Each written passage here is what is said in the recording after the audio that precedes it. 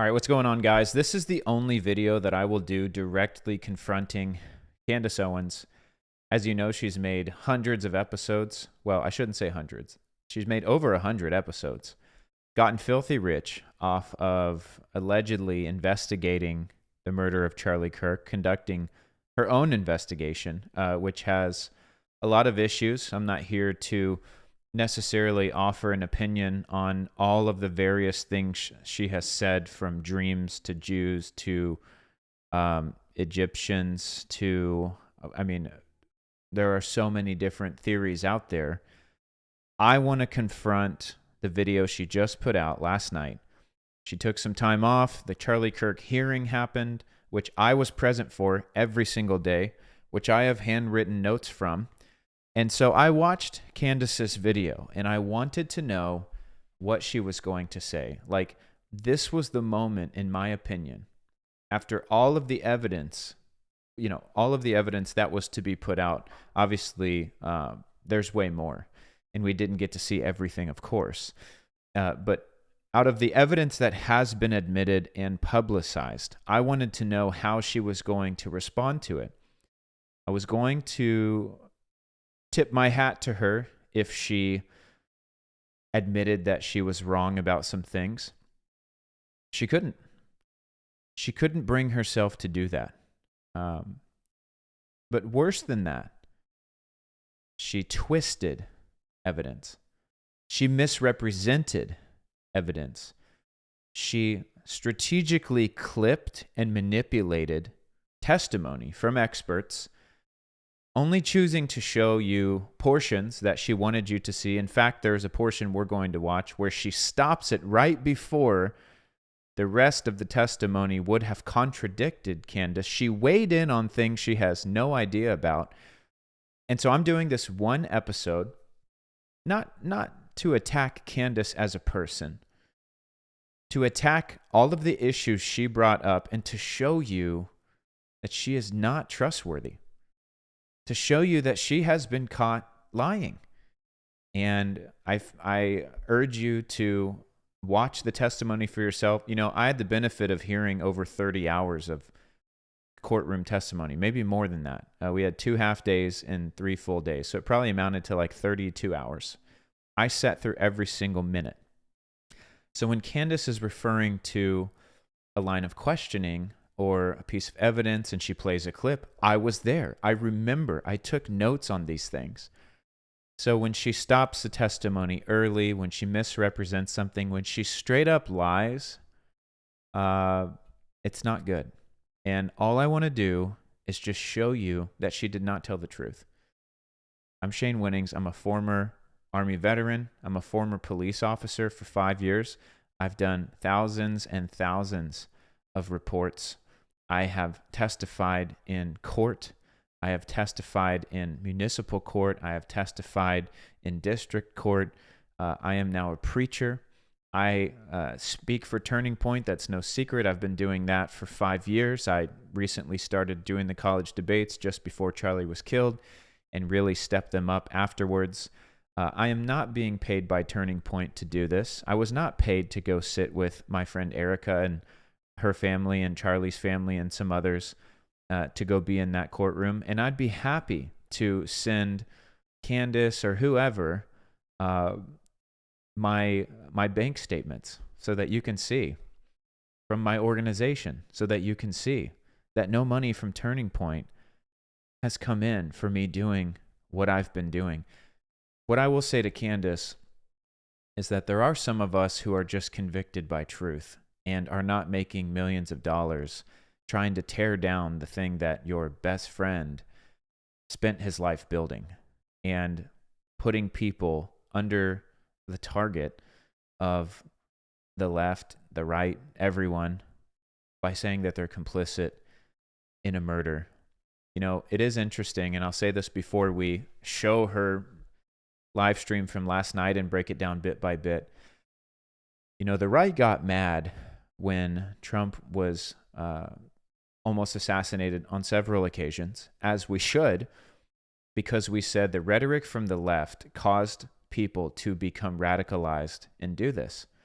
They were calling him Hitler. They were calling him a Nazi. They were calling him a fascist. They were calling him a dictator. They were calling him all these things. Well, Candace, what do you think you're doing when you constantly put TPUSA and, more importantly, Erica Kirk under your scope and say that she needs to be arrested, she needs to be investigated, that Turning Point had to bless off on the murder, someone had to give the go-ahead, that all these people are confirmed, and you do this for 10 months to millions and millions of people? Aren't you guilty of the same exact thing? You know, in this country, there is something called innocent until proven guilty. And Candace, I will say, you are doing a fine job of trying to influence the defense to get Tyler Robinson acquitted and not found guilty for the murder in which the evidence is overwhelming. And you know why we all use that word, by the way? That's the word that the state attorneys used at the conclusion of the trial. The evidence is overwhelming. So, no, it's not a paid campaign.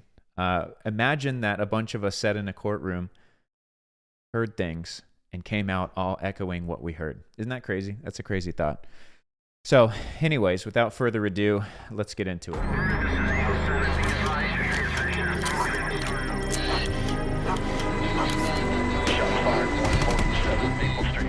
Requesting backup.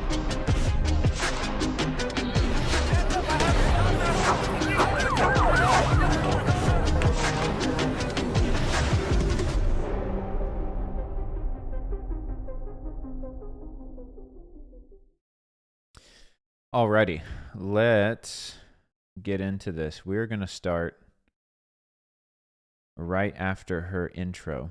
And we're just going to walk through this. I might skip through parts. I really just want to hit point by point. So whenever she says something, I will bring notes. If I've got a video, I'll provide a video. If I've got a picture, I'll provide a picture. If possible, I'm doing this all by myself. And let's just see what she says and what the truth is, because as the thumbnail indicates, I think that the fiction is stranger than the truth in this case. Obviously not enough time in the day. We have so much to unpack this week. But you know what? Let's begin with a basic definition, class. What does it mean to be overwhelmed? Like, actually, let's just start with the root word, whelm. The verb to whelm. Let's just pull a definition of that. To whelm is a verb meaning to submerge. Okay. Yeah, she's going to talk about influencers using the word overwhelm. Again, it's not crazy to me. That's the word that the attorneys used. That is how we felt. We all were together when all this came out, and we agreed, like, the evidence is overwhelming. So I guess we're guilty for having the same opinion regarding the evidence. Let's get to the actual evidence instead of talking about this. Robinson. But let's not get ahead of ourselves, right? Let's begin with a refresher on what exactly the Fed narrative was going into this hearing. Like, you have to remember the stuff that they say, because they very quickly move on from these things. Okay, foremost, we were told over and over again that Tyler Robinson was turned in by his own family and that he confessed to the crime at various points. We were told his mother recognized him on the news. His father turned him in and they both made official police statements against their son. In fact, Bill Ackman, King of the Hamptons, immediately pledged $1 million to Tyler Robinson's father, Matt Robinson. Someone should check in on that $1 million, by the way. He pledged that for the brave act of Matt Robinson having turned in his son. Anyways, here's a clip of people telling us that that's what happened, and we were going to find that out. I was having a discussion about how I, just as a father, how incredible it was to see, and just almost unbelievable it was to see Tyler Robinson's parents play a role in turning over their son. Tyler Robinson and the video and footage of him were identified also by his parents as being Tyler Robinson. Tyler Robinson's parents see that photo and think, that looks like Tyler. They begin asking him things like, where is I believe it was his grandfather's gun. Mm-hmm. They start asking him this. Tyler Robinson starts talking like he might kill himself. They get a friend of the family to sit down with him. He admits that it's him. They get him to drive up to Orem and turn himself in. His parents helped him turn him in. They say no face, no case. No, his parents said, that's my son. And then he turned himself in. Taking responsibility for shooting Charlie Kirk. So we have 3 confessions here. 1 to his parents, 1 to his roommate, and 1 on Discord. Those local sheriffs were the ones who took the first statements from Robinson's parents, which identified Robinson as the shooter and provided the motive. By the way, Allie, do you think that the parents of Tyler Robinson, if he was not guilty, would be making a stink about this if he was innocent? Have you heard a word from the parents? No, the parents were the ones that turned him in. Turned him in, made statements against their son. Okay. The Fed narrative also stipulated that this was the left, right? We were supposed to instantly go to war over this. The right versus the left. It was a politically motivated killing. Tyler Robinson. Actually, I want to pause here. And I love how she keeps saying, like, the Fed narrative. You know, it's to get you to have this exact us versus them mentality. We weren't supposed to go to war with the left. That's not what Charlie would have wanted. That's not what he wanted when he was alive, Candace. What was happening right after Charlie was killed was a revival. Churches were flooded. Churches around the nation were flooded. Messages were coming in. People were turning to God. That is what was happening. People's guard was down regarding Charlie Kirk because he was dead. So they began to pay attention to him. They began to listen to his videos, listen to his teachings, listen to his debates, and people began to come to the Christian side, to the conservative side, to the Republican side. They began to wake up to the reality that Charlie is not a racist, he's not a homophobe, he's not a bigot, he's not a fascist. That is what was happening when Charlie was killed. There was no, we need to go to war with the left. We knew that the left were violent. We knew that specifically those in the transgender, ideology, mentality, mental disorder, however you want to classify it, were more violent. Charlie had spoken on that. But we were not going to war with them. Charlie did not want to go to war. So I totally disagree with this. I think this is a disingenuous representation of what was supposed to happen after Charlie was killed. Nobody wanted to go to war with the left. We certainly would place accountability on those who killed him, but we were busy riding the wave of revival that came because, yes, as Charlie died and all of us were grieving, and, you say that you were too, even though you did have time to do your interviews and whatnot. We were seeing people come awake to the reality of what Charlie's message was. And it was a beautiful thing. And it was quashed immediately by your investigation. So just want to point that out. And murder Charlie Kirk, first crime he's ever committed, decided to do that in broad daylight. Okay, it doesn't matter if it's the first crime he's ever committed. Do you know how many, are there any cops that watch, have you ever arrested someone and it was the first crime they ever committed? You know the guy who, you see this scar that I have right here that I'll have for the rest of my life? You know the guy who gave me this scar, it was the first crime he'd ever committed, assaulting a police officer, felony assault. Also, by the way, lived in King County, Washington, so he got off. Did not get charged with the felony for that. Why? Because it was his first time, and he felt really bad about it. It does not matter. There's kids around the nation who commit armed robbery, shootings, stabbings, rape, and worse, and it's the first time they've ever done it. In broad daylight, that's not even... In Federal Way, where I worked, we had teenagers commit an armed carjacking at like 11 in the morning in a McDonald's parking lot. It does not matter what time of day it is or if they have a criminal history. So this is not something that would like discredit the narrative. This is just the way that it is. You've seen it yourself, even though you don't want to admit it. People flip our tables in the middle of the day on campus, even if there's police around. People punch street preachers and people who are working the sidewalks for pro-life movements. We see them spitting on people. We see them screaming at them. We see all of these things happening in broad daylight, and I'm sure many of them don't have a criminal history. That adds no weight to your argument whatsoever. In a burning rage over LGBTQ rights, particularly trans rights, because he has a trans furry boyfriend named Lance Twiggs. Some hate just can't be negotiated. He wrote via text, like, this is why I did it. Charlie Kirk, I took my shot because I can't stand to hear the hatred that Charlie Kirk spews. regarding trans people. We were constantly reminded that there was going to be footage also of Tyler Robinson taking that shot, that it had simply not been presented to the public yet because it wouldn't have been appropriate at that early phase. We just had to wait, be patient. Erica herself told us back in November or December that she had seen the evidence and she was convinced it was Tyler Robinson by the time she sat down for that interview with Barry Weiss. Her mind. Which makes sense because Erica had seen the evidence, which is the security footage, the DNA, the Ring doorbell that corroborates the messages that Tyler had sent through text, also the Discord chat, also all of the evidence that has been coming out. I would be convinced as well.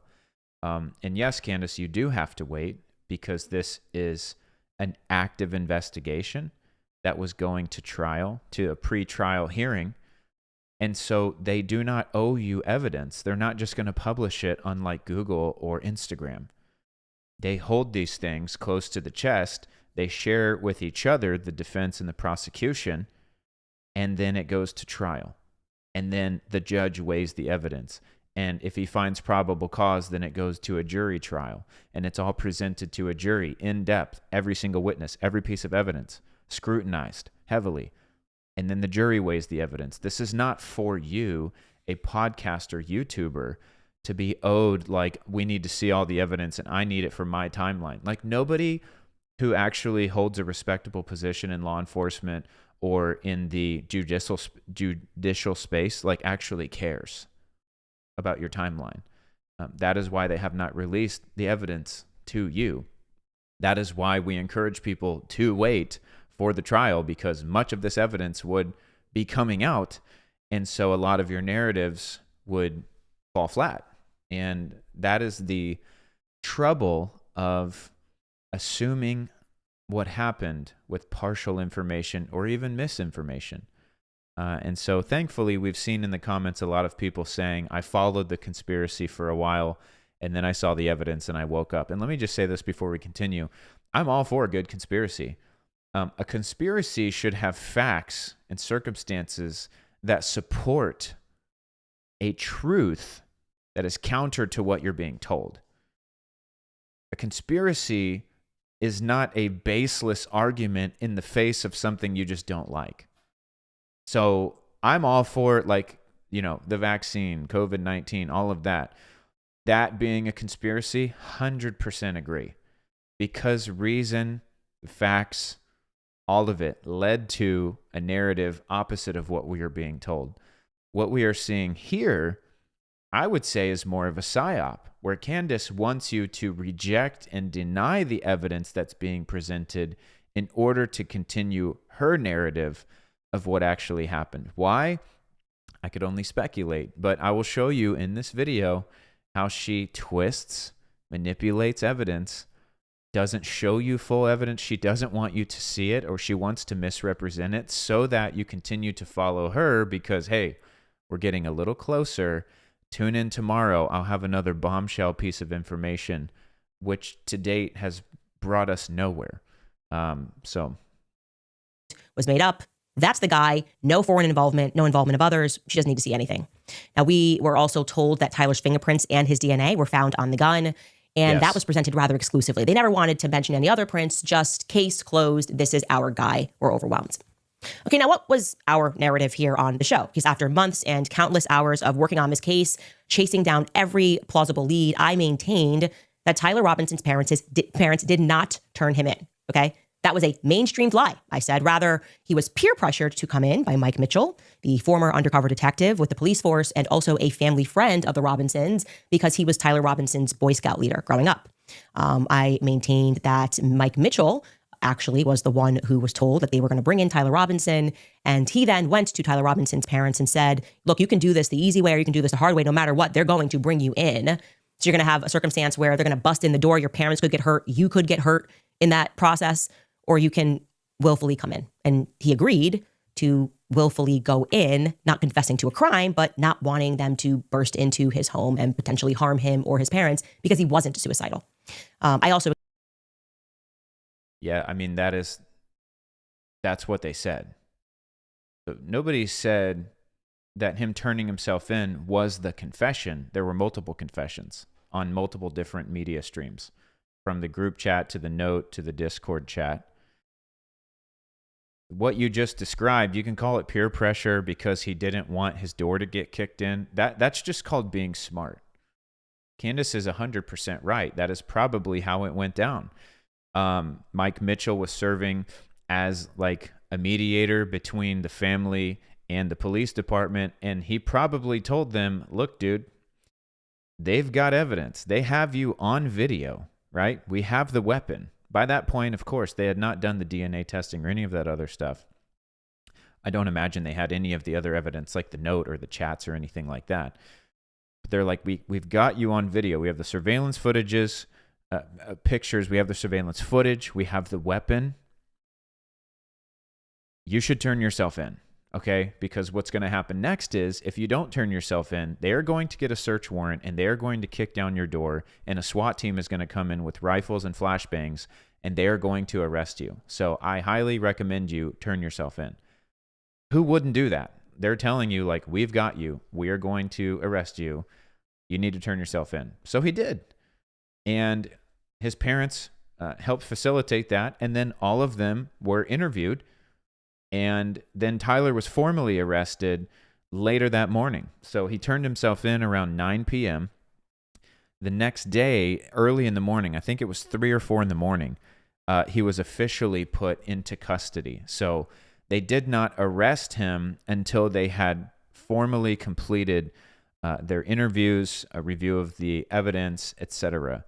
So this idea that like it's weird that he was peer pressured to turn himself in. Well, yeah. I mean, they've got him dead to rights on video. If someone catches you on video committing a crime, then that's pretty solid evidence. Now, the only argument you can make, which she will, is that's not him on video. So we'll address that when it comes up. Expressed to you that Tyler Robinson was not political, crucial, and that he came from a family of Trumpers. I want to be clear, but I have never denied that the gun found was indeed Tyler Robinson's gun, but rather I have asserted that the gun was not fired on that day and was not used to kill Charlie Kirk. Particularly, we stressed on this show that he had simply inherited the gun as a family heirloom because he is the firstborn son, but that Tyler himself was actually more of a fisherman. His brothers were the hunters. Okay, what does that have to do with anything? He was also a video gamer. Like, it doesn't matter if he liked fishing over hunting, so that would be why he didn't shoot Charlie. Also, you can't just assert that the gun was never fired. You don't have any evidence to back that up. Again, this is the conspiracy. I have maintained that the gun was never fired. Okay, based on what? Like, based on what? Again, we're going to get into, well, I don't believe a 30-06 could do that to a human body. It would have definitely had an exit wound. Okay, we'll cover that again. I've already covered that ad nauseum, but we will cover that again. So it's not a big deal that he liked to fish, which I don't even see how that's relevant. And then she says, these things that she's bringing up, they don't hold any weight. It's just stuff. It's just fluff. It doesn't actually provide any base or support to the narrative. It's just talk. Like, I really pray that as you listen, you're hearing this. She's just saying things. In your head, if you're just following along, you're like, oh yeah, that makes sense. He's a fisherman. Like, why would he have a gun? Because he wanted to commit a violent crime with a gun. Who cares if he likes to fish? People commit murders all the time who love doing other things. Football players, you could say, oh, he wasn't into guns. He was a professional football player. And then he got mad and then he shot somebody. First time he ever committed a crime. Like that, none of this is actually evidence. I want to stick to the evidence. I also have suggested heavily from the beginning that Lance Twiggs is a federal asset who gathered Tyler's belongings to pin the crime on him. A very easy feat because he was his roommate and his boyfriend. And I suspect that Lance himself is heavily blackmailed because he was into some dark web stuff. Okay, where are you getting this evidence? What is the source that Lance Twiggs was into some dark web stuff? And you know about the specifics of his dark web archives, his internet history, and so you can then surmise that in order to prevent him from being charged with dark stuff, he was used as a federal asset to help set up his lover. You know, like, are you following this? How do you know? How do you know that he was into dark stuff on the web? Are you assuming because he's trans? Are you assuming because he's a furry? Or do you have who's your source? Where's your credibility for any of this? You're going to question the credibility of people in court who are experts in their field while you sit here and say, I have a source that told me. Okay, well, one of your sources was a crazy guy who got kicked off of a military base. So like, and you later had to come out and you got mad at your followers for calling you out on that guy being crazy. Like, you have to see that you don't really have a great history with your sources being credible. So I just think it's a double standard here, and people who appreciate truth don't appreciate a double standard. I also noted the rather strange predicament that every single piece of evidence that the influencers are pushing relies on Lance Twiggs, who himself. No, that's not true, actually. The DNA does not rely on Lance Twiggs. The security camera footage did not rely on Lance Twiggs. The Ring doorbell footage that corroborates Tyler Robinson's text messages do not rely on Lance Twiggs. Tyler Robinson's text messages do not rely on Lance Twiggs. They were taken from his phone. Tyler Robinson's Discord chat, while Lance Twiggs testified to it, Discord themselves sent the actual chat log to the police. That does not rely on Lance Twiggs. So the only thing that relies on Lance Twiggs is him testifying that Tyler told him a couple of things, helped him locate the note that was under the keyboard, and gives some context to the engraving of the bullets and getting the Dremel and whatnot. So no, that is actually a lie, that most of what the influencers are pushing is reliant on Lance Twiggs. Actually, the overwhelming majority of evidence is reliant upon itself. Security footage, DNA, text messages, Discord chat. So those are some pretty big ones, I would say. Probably should be considered a person that might be guilty of participating in the events on that day, who for some reason was immediately granted immunity by the feds and was not allowed. He was not granted full immunity. He was granted use immunity. And what that means is that during the interview, and I've actually got my notes right here. These are handwritten notes from the trial, and I've got 16 pages of these. He was not granted full immunity. So this is another lie. So you're either lying or you don't know. And either way, you shouldn't be talking if one of those is the case. Use immunity means that what he offers up in his verbal and written testimony is not going to be used against him unless there is other evidence to incriminate him outside of just what he says. Okay, Candace? So Lance does not just have this full immunity. He cannot be tried at all. If other physical evidence comes into play, then Lance can be brought up on charges.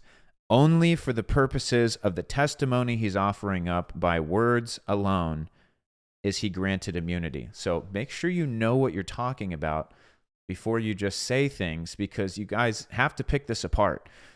She is painting a narrative, and so in your head, you are going to say, well, that's weird. Lance is already off the hook, so he can just say whatever he wants and implicate Tyler Robinson. That is not how it works.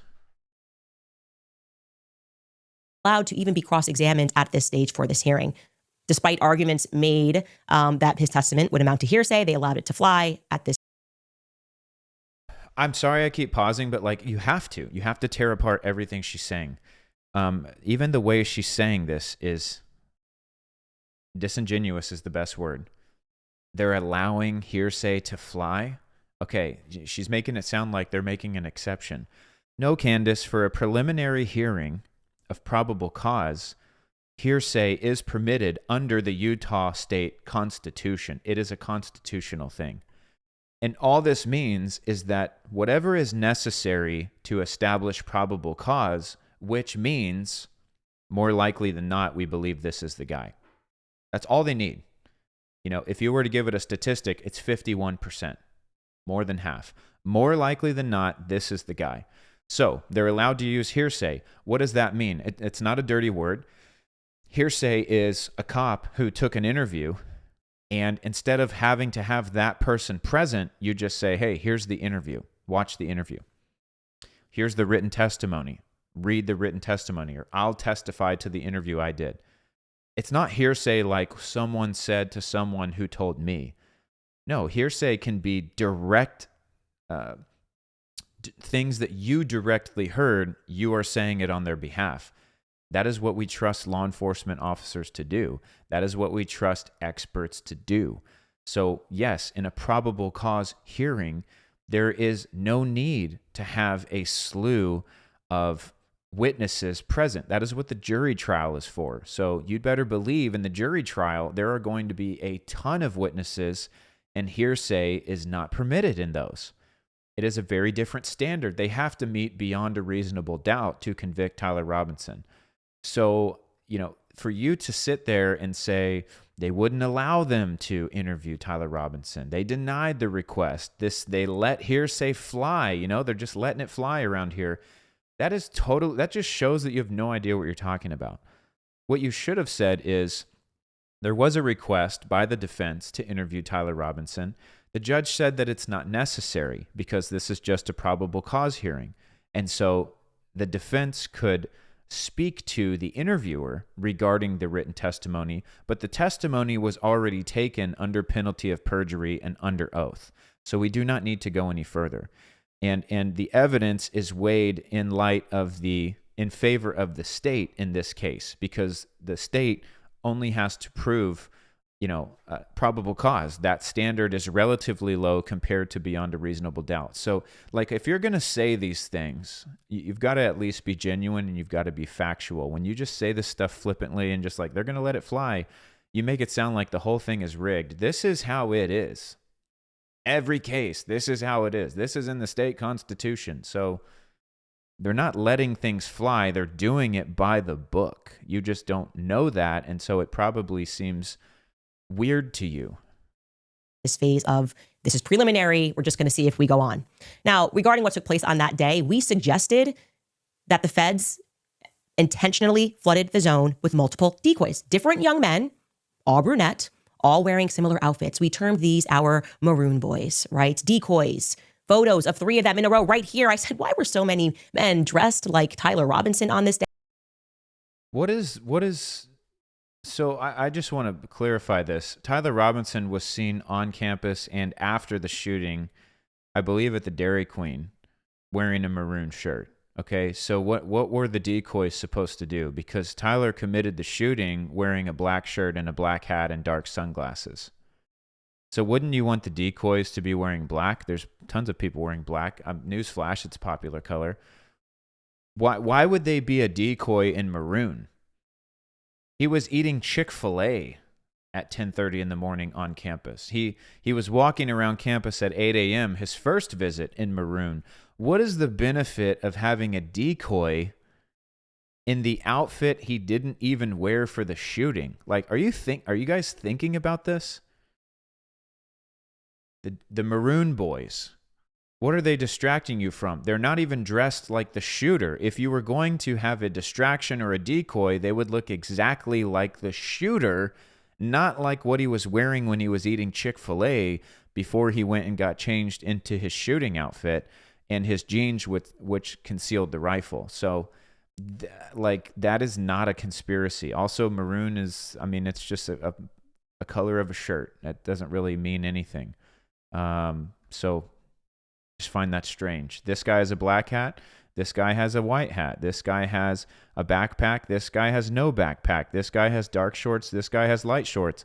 The maroon boys, is that really what we're running with here? Today, we showed you footage of many more of these men wandering, all of who fit the description of what we're about to see. And our biggest claim that we probably made on the show was that Tyler Robinson did not step foot onto campus on that day. At least that is what he told his family. That he was around campus, but not physically on campus himself. So in short. Okay, so we're waiting here because this was proven wrong. She said this on Sean Ryan 5 days before the trial. I don't even think he was on campus. I don't even think he's ever been to campus. Well, we see by the footage that he was on campus and multiple confessions and his DNA and blah, blah, blah, and everything else, and he ate at the Chick-fil-A. Let's see if she can at least say, hey, I got this one wrong. I guess he was on campus. So, let me weasel my way out of this one. Let's see what she says. It should have been remarkably easy for people to debunk us, right? On this, very easy. While I was sitting there actually expecting, open and willing to have to concede at least 1 point for my investigation. I worked really hard to be perfectly accurate, but I was like, maybe he lied to his parents and he was actually driving on campus that day. All they needed to present to make me look foolish was one clear photo of Tyler Robinson on campus. What we got instead was footage of unidentifiable brunette males walking up and down the Losey Center steps at various points throughout the day. What was presented in court was a compilation video, which I would like to note was Exhibit 12.4 in court. Exhibit 12.4, that's going to become relevant later when we talk about the influencers who have sold their souls to the devil.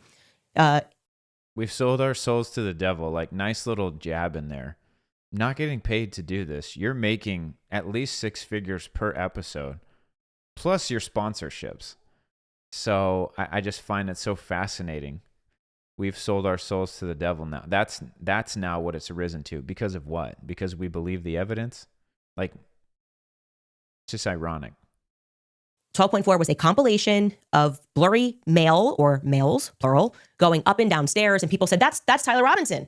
Let's take a look at that. Let's take a look at this video of the males in 12.4 moving throughout the day, going up and down the steps.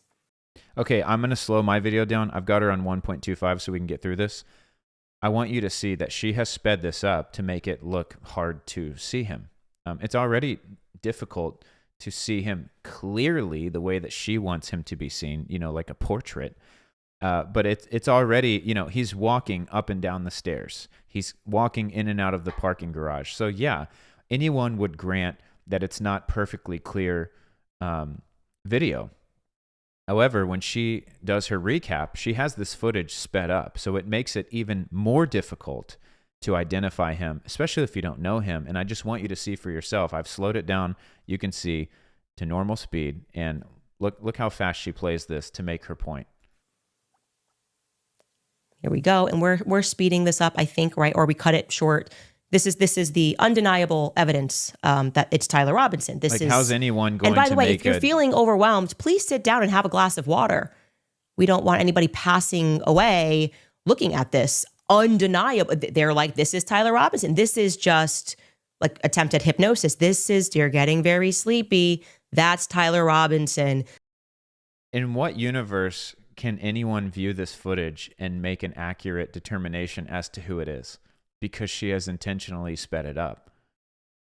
Like, if she was genuine, she would take a concise, clear, intentional, strategic, methodic look at the evidence. She doesn't want you to do that because, one, it won't fit inside her hour-ish episode, and she's got to get, and she's still got to get to her sponsors, so she needs to cut that down even 55 minutes. 2, it's not going to help her narrative if we begin to actually dissect the evidence. So I just find that disingenuous. That's Tyler Robinson. That's him. That's him. And by the way, I want to be clear. I can't meaningfully deny that could be Tyler Robinson. It could also be Lance Twiggs. It could be Ethan Hawke, Tom Holland, Timothy Chalamet in preparation for the final installment of Dune. Could be any. I couldn't reasonably deny that it's any of those young men or any one or number of the decoy boys on campus that day who I speculated all looked to me like they belonged in a military unit. Speaking of which, I think I forgot to mention to you guys that on the top floor of the Losey Center, of all things, it's UVU's military affiliated student hub, known as their MASH Center. It's literally a dedicated student center for student veterans and their families. So that has nothing to do with anything.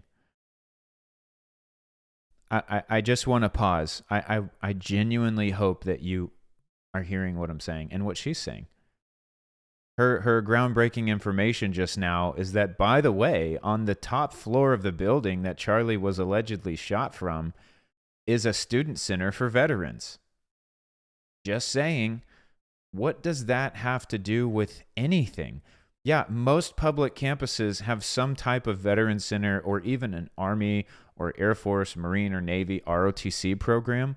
This is not information like whatsoever. It has nothing to do with anything, but she throws it in there because she knows that these mostly women who are finishing Love Island and click over to her show just want to continue to be fed. Like, oh my gosh, there's a military center on the top floor. Like, I wonder if they were involved. Like, can we just stick to the evidence, please? That's it. That's what we saw. We saw brunette males, maybe brunette males. I mean, could be a dirty blonde. I'm not Dirty blonde? Dude, Tyler Robinson has like black hair. Let me make sure I'm not speaking out of turn. Very dark brown hair. I mean, would you call this dirty blonde?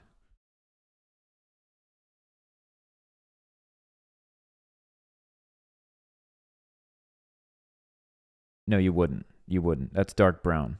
Dirty blonde, really? And then he has a hat on when he's committing the shooting. So, anyway, okay, I accidentally skipped ahead. I hit the 3 button. That's what happened. I wonder why this happened earlier. That's it. That's what we saw. We saw brunette males, maybe brunette males. I mean, could be a dirty blonde. I'm not ruling any A-listers out of being involved on this day. Actually, I'm just not convinced. Now, Lance, the star possible Fed witness, basically says it looks like Tyler in terms of his clothes. Like, I recognize some of these clothes. He liked to wear jeans. I kid you not. That was his testimony. Take a listen. Do you recognize the person in these images? I wouldn't say it with 100% certainty just because of camera quality, but that looks like him in terms of the shoes he's wearing, the sunglasses. I don't think I'd specifically seen him wearing that hat, but he was usually wearing a hat, and then jeans. So it definitely, especially the bottom, the last two, definitely do look like him. Okay, so what did Lance Twiggs say? Which, by the way, if he was a Fed, why would he kind of identify Tyler Robinson? Why wouldn't he just slam dunk identify him? 100%, that's him. Okay, boom, we got him. Case closed. Let's put this thing away. If it is a Fed operation, now you're saying that there are so many discrepancies on purpose. How are we keeping track of all of these discrepancies? Why is Lance Twiggs offering up like a genuine description of what he's looking at, where he says, look, it does look like him. The bottom two definitely look like him. But because it's blurry, I can't tell you with 100% certainty. What I will say is it definitely looks like him overall. Also, look at the shoes, the jeans, the hat, the sunglasses. That is the type of clothing he wears. He even has those exact shoes. And I haven't seen that shirt before or that hat, but I know he likes to wear a hat. That is like an accurate description. That's what we're looking for, right? Candace is going to go on about how this is all about jeans. Like, she is going to minimize this entire testimony because it will fit her narrative if she does so. She will not be genuine and say, Tyler Robinson said, it definitely looks like him in the last two photos. She will not say that. She will focus on the jeans because she is not genuine. Oh, they do look like Tyler Robinson. Well, I say it's open and shut. He made it very clear that Tyler wears jeans, that he wears those shoes worn by, we should probably look up how many millions of people wear those. I mean, I think I had 20 pairs of those shoes throughout my lifetime, but he This is what the left does to us on like college campuses. You present an entire argument and then they run with like one piece of it. They run with one piece of it and they're like, oh, okay, so like anyone who has these shoes is guilty of murder. Like, how many millions of people? No, Candace, we don't run off of one piece of the evidence. It's called the totality of the evidence. Lance Twiggs didn't just testify to the shoes or to the jeans. He actually used those to further substantiate his argument. What he first said was that this looks like Tyler Robinson. Then he says the bottom two photos definitely look like him. And let me give you a little bit more weight to what I'm saying.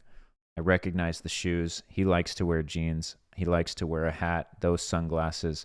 All of that contributes to me believing that it's him. I will say I haven't seen that hat before, and I will say that this is a blurry photo, so I can't tell you with 100% certainty, but it definitely looks like him. That's from his lover. That is like an honest answer. So, Candace, which one is it? Is he a Fed or is he not? And if he is, why is he partially testifying to some of this stuff? If he's got full immunity, why wouldn't he just dunk on Tyler Robinson if that's his job? Or is he supposed to make it look good? Like, do you begin to see how much is required to keep this thing going? Like, not genuine. And she makes it all about the jeans, which it's clearly not. He doesn't recognize the hat, not one of his hats, but he does like to wear jeans. And what are those Chucks he's wearing? Like, there we go. That rules it out. Really convincing. So I'm thinking, let's move beyond that, okay? Blurry video compilation 12.4. Surely they're going to be able to show us Tyler's car on campus, because what would be the point of a parking lot surveillance system that doesn't capture the license plates on cars? That would just be foolish and a waste of our time. Why would you even have an entire surveillance system installed on campus that can't identify any faces or any cars at all? So the question is, did we get that a clear photo? I was like, maybe he was actually driving around camp. No, we got more blurry images of what appears to be, judging by the car's exhaust pipes, a totally different Dodge Challenger from the one that Tyler Robinson was driving, okay? She got cooked on the live for this. I was on the live stream. I can't wait to show you this. I found the video contradicting what she said, but I'm going to let her go for a minute. Here is what was shown. This is a car, this is his Dodge Challenger, and I want you to pay attention to those exhaust pipes at the bottom. We're going to zoom in there, okay? You are noticing that that is a dual exhaust pipe. You see two, right? These are your eyes. I know the final instruction is don't believe your own eyes, but I'm asking you to believe your own eyes here. Also, check out the rims. That is what Agent Hull testified to. They were unique rims. Those are not rims that are normally on this model vehicle. And so that was one of the things that stood out, was the rims. But yeah, she wants to identify these dual exhaust tips. That's fine. Listen to what she's about to say. And look at the photo that she's going to show. Well, Robinson's car, here's a still of the car, which is clearer, which was towed out of his driveway, features not a dual exhaust pipe exhaust system, but it's singular. Okay, that's a major discrepancy that people are rightfully pointing out, amongst other things. I got tons of emails from car people giving me specifics about why this, you basically, when you order the car, you can order different things. We don't need to get into the nitty gritty. Okay, so just really quick to pause here regarding the vehicle. Let me go back to where we were. Okay. I need to go over here. Okay, so I'm going to show you the video. One, in the live stream last night, there were so many people that were like, Candace, that is also dual tipped. It's just a bad angle. Like, you chose a bad angle. Also, her conspiracy is what? That a very similar type vehicle with someone who looked like Tyler Robinson was on campus, but not Tyler Robinson. It was a decoy who had the same exact vehicle, but had one exhaust tip instead of two. So it's a Fed operation, but they have two different vehicles with two different exhaust tips. That doesn't even make any sense, but I'm going to show you the video that I found of them towing away his vehicle, and you can see that it has dual exhaust tips. All right, here we go. So this is a 2-minute video. This is, I don't even know where this is from. This is some global news network. I'm not even familiar with what this language is that it's in. But there were two videos that I found. One was low quality. The Associated Press covered this. And one was low quality, like 360p on Instagram. But I found this one that was in 720. And so there's his vehicle being loaded up. Okay, you see that? Sementara rumah orang tua Robinson dan lingkungan sekitar terlihat sepi. Associated Press melaporkan tetangga sekitar mengaku terkejut atas aksi yang dilakukan oleh Tyler Wait, there it is. Robinson. Look, dual tip. Do you see the split? Look, I'll play it again. Do you see the split exhaust? Oleh Tyler Robinson. Polisi juga telah menutup. Let's do it one more time. I just really want to make sure everybody sees what's happening here.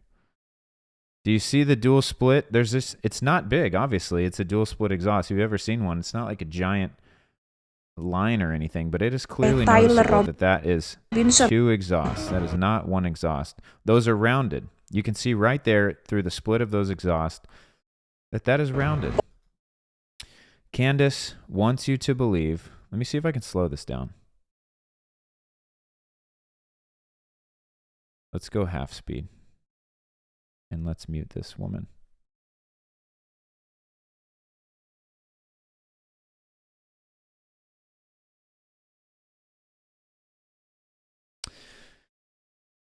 Yep.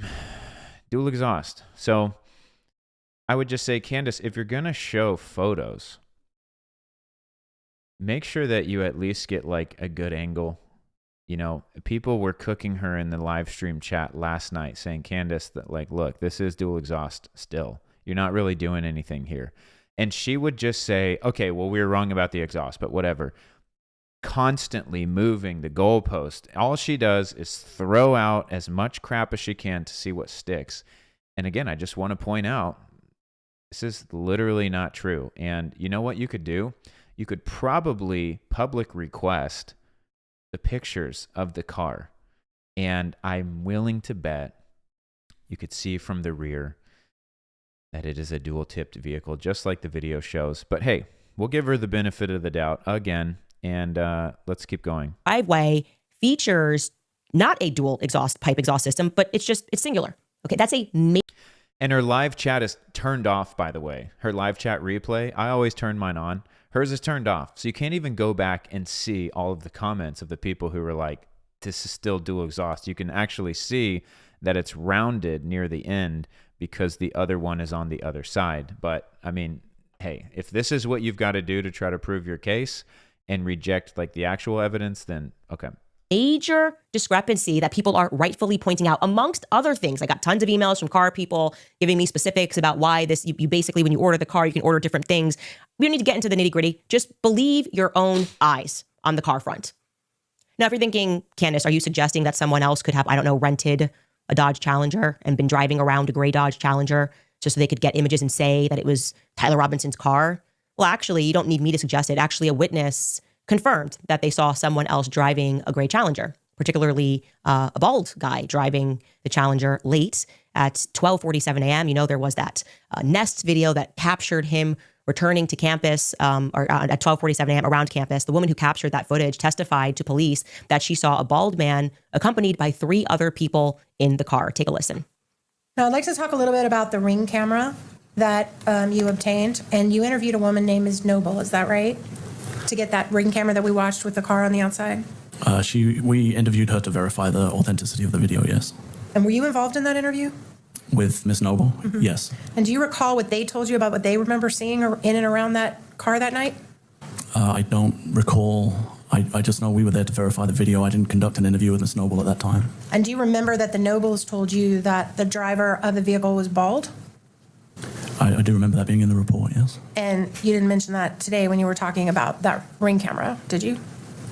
I did not. And did they also tell you there were 3 other people in the car?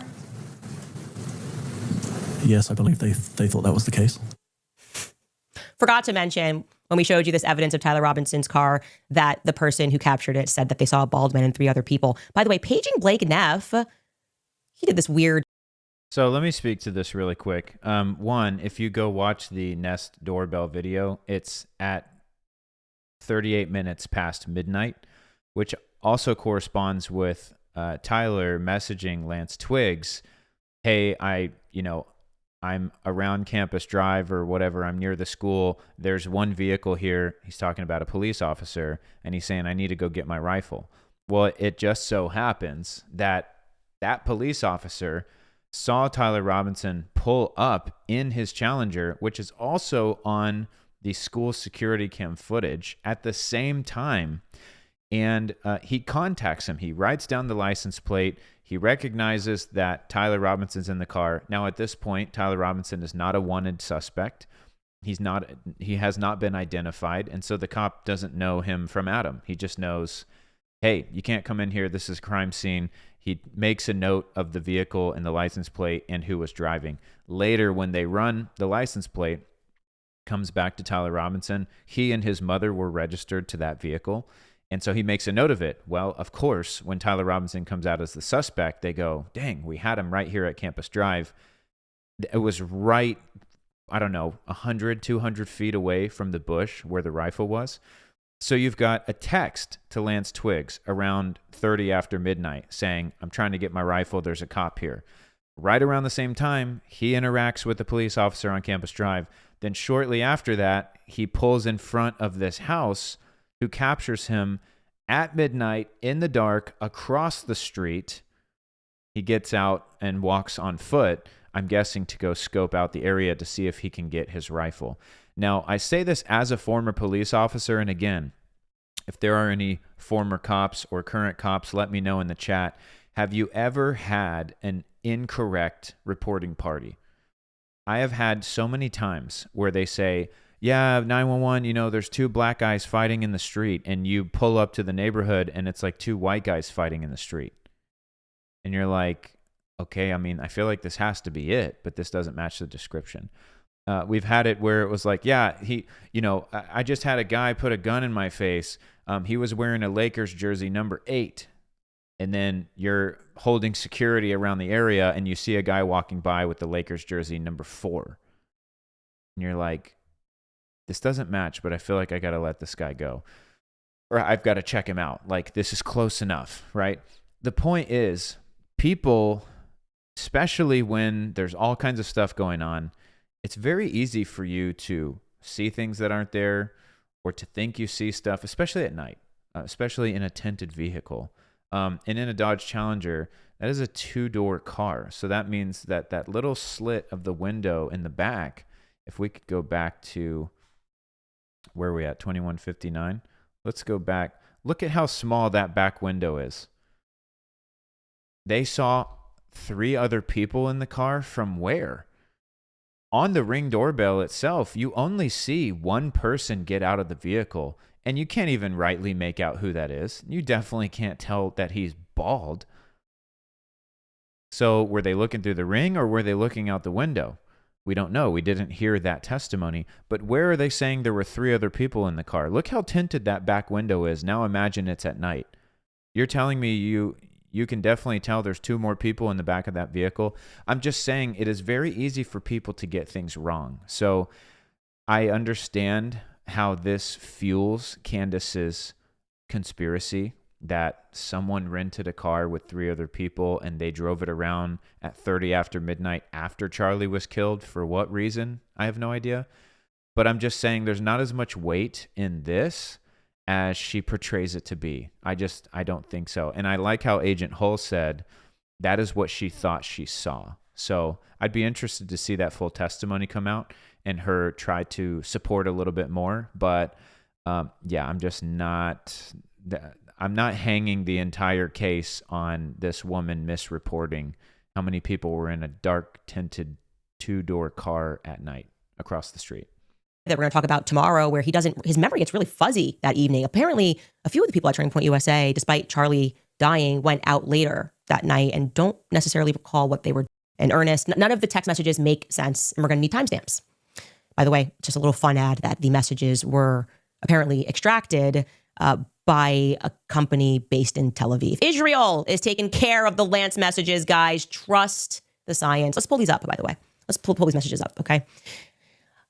11 p.m., allegedly automated. Nobody knows why he sent an automated message. Drop what you're doing and look under my keyboard, he says. Lance, what? You're joking, right? F, I tried to delete that, Tyler comes back with. I am still okay, my love, but I am stuck in Orem for a little while longer yet. It's very Gone with the Wind. I love that. I'm stuck in Orem for a little while longer yet. Shouldn't be long until I can come home. But yeah, I mean, it sounds like that if you read it like that. So Celebrite is what she's referring to. It is the data downloading service that law enforcement uses for cell phones. They do have a corporate headquarters in Israel. They have a U.S. headquarters in Virginia. They also have another major U.S. office in New Jersey. So, I mean, she left that part out, of course, because she just wants you to solely focus on Israel because that feeds her narrative. So, yes, they have a corporate headquarters in Israel. Israel is extremely advanced in surveillance technology and all things technological. So it would not be a reach that they would have a headquarters there for a cell phone data downloading service.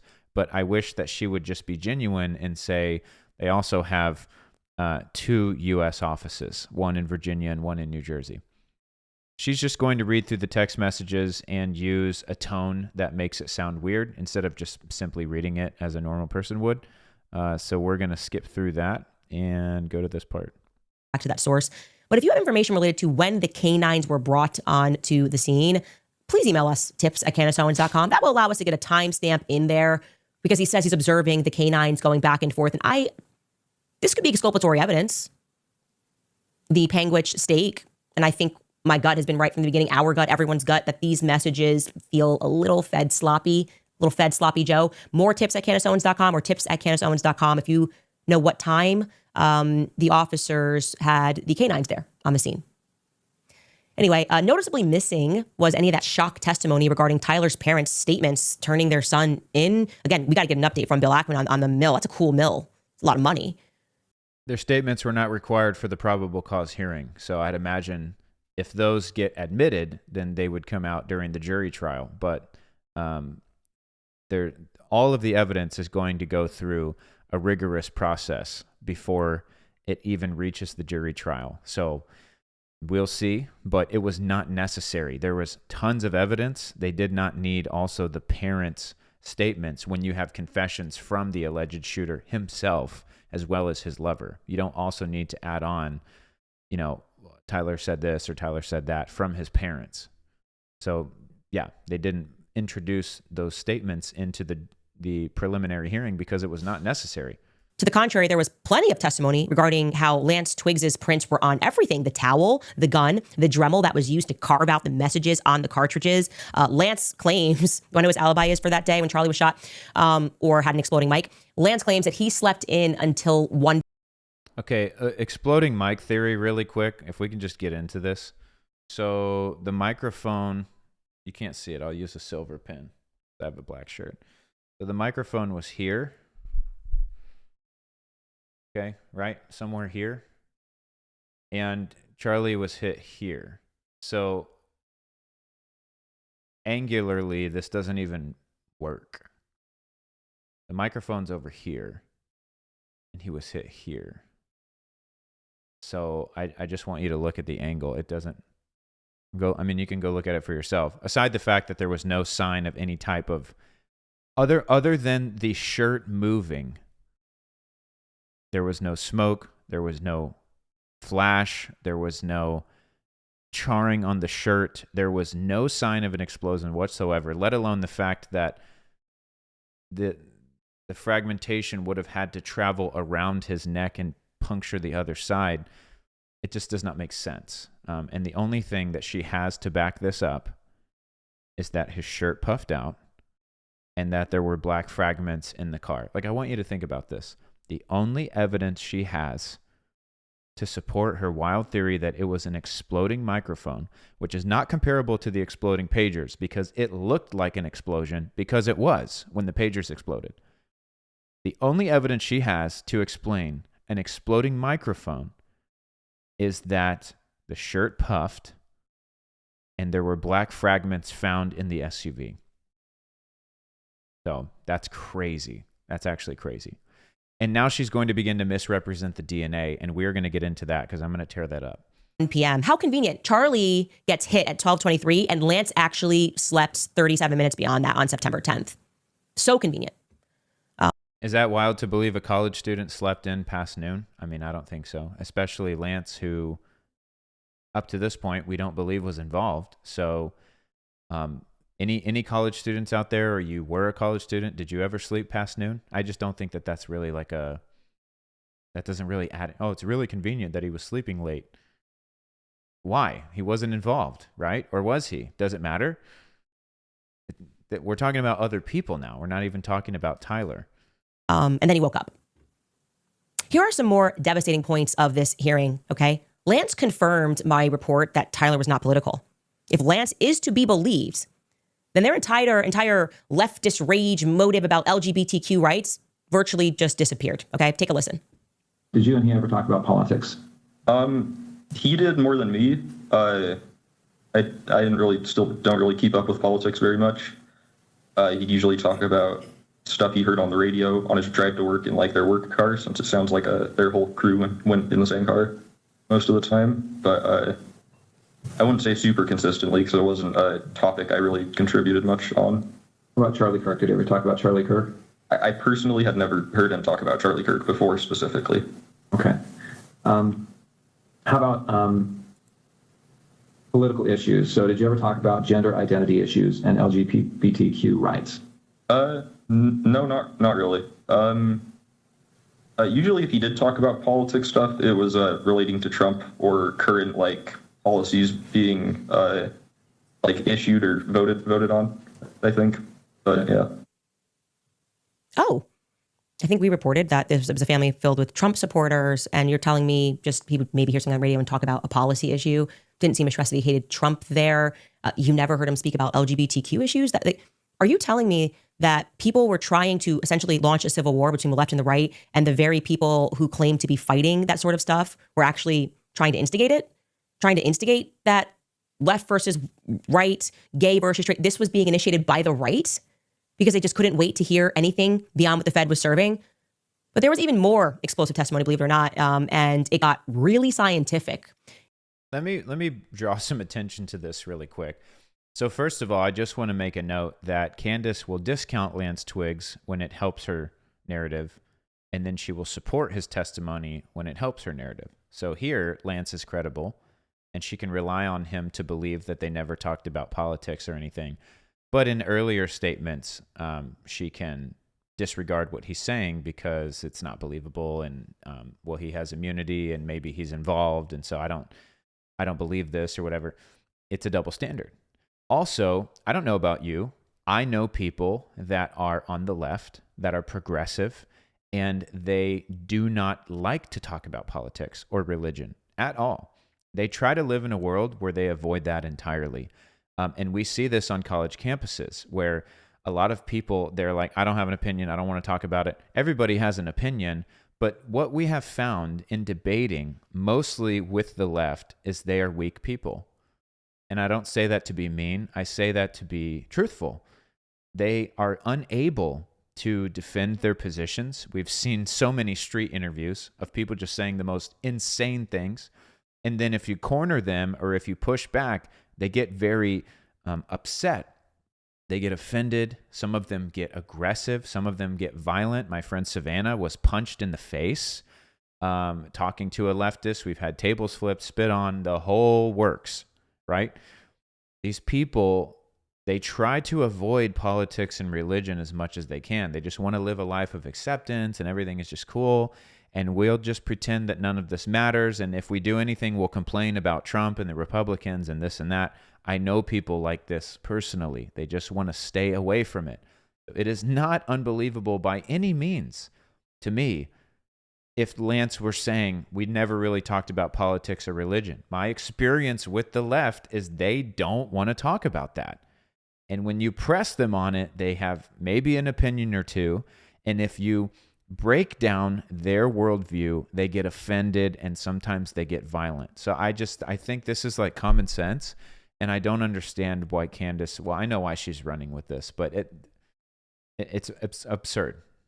And it came from the ATF on the final day. This is actually my view of the reason that the influencers went positively insane and suddenly pretended that they were made privy to some 4K HD video footage of Tyler Robinson taking the shot on the roof. They, of course, were lying through their teeth. We're going to get to that later. But I believe that the reason they did it, the reason why they went insane, was to overcome the testimony of Caitlin Oliver, okay? Caitlin Oliver was the ATF's forensic biologist, and she gave a devastating testimony for... Caitlin Oliver did not give a devastating testimony. I think that is pretty crazy to say that. I have the notes right here. Caitlin Oliver. Let me flip over here so you can see. I wrote this on day 5.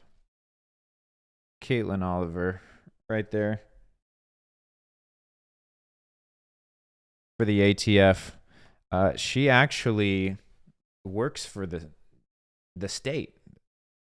The defense called her up to try to pick her testimony apart. She did not give a devastating testimony. Candace is going to misrepresent and actually clip some of her testimony in order to prevent her from being contradicted herself. So I can't wait to show you that. But for her to say that the influencers went out and went crazy because they needed to overcome this testimony, that's absurd. Let me tell you what happened. There was no 4K HD video that came out. I think I have seen some videos. I'm not on X. I've seen a couple of clips on Instagram and YouTube. I think some things were overstated by some of the people who witnessed this footage. I was in the courtroom. You can look through all of my testimony. You can look through all of my YouTube videos that I've done, and I've been very clear that, one, the footage we were shown in court is even clearer than what you are seeing on your computer, because you are seeing a recording, a live stream of a TV screen at an angle. So nobody except us in the room saw the organic footage from the security camera feed, which is clearer even than what was put out previously to the public. So it is clear. It's just the regular, standard definition. It's probably 1080p or 720p. However, it's security camera footage, so it's that kind of wide shot like a GoPro. Yes, when you zoom it in, it is going to be more blurry. That's just how zooming in works. However, because the original definition is higher than what you have seen, the things that we saw were just a little bit clearer. So I'm not here to say it was Ultra HD or 4K or it was enhanced or whatever. No, it was just a little bit clearer than what you've seen. And the exhibit that we were shown, 12.1, which had the circles and the zooms and the blurs in it, was just, again, slightly clearer than the original videos that have put out. It was 12.1 or 12.4, the raw security footage that was zoomed in parts. When it was zoomed in, no, you could not see Tyler Robinson pulling the trigger. You saw him in a shooting position at the exact moment Charlie was shot. You see him get there. You see him climb the railing. You see him pause for a minute where we believe he put the rifle together. That's where the screwdriver was found. Side note, he never disassembled the rifle. You see him flee 2 seconds after Charlie is shot at 12:23 and 28 seconds. You see him flee at 12:23 and 30 seconds. You see him run across the roof. And at that point, you can see something dark and long, rifle-shaped, in his hand. You see him when he's trying to drop down from the roof. You see it in his other hand. And then you see it again when he's on the ground. And then you see him go to a bush. And it is in that bush where the rifle is found wrapped in a dark towel. You can see these things better with the zoomed in video. And that, I believe, is what people were running with, saying it's overwhelming, because it was just like the bow on top of a whole week of testimony. So yeah, I will grant you, it was not HD like crazy. It was not 4K. You didn't see Tyler take the shot. I think that things have been overstated. I think things have been sensationalized.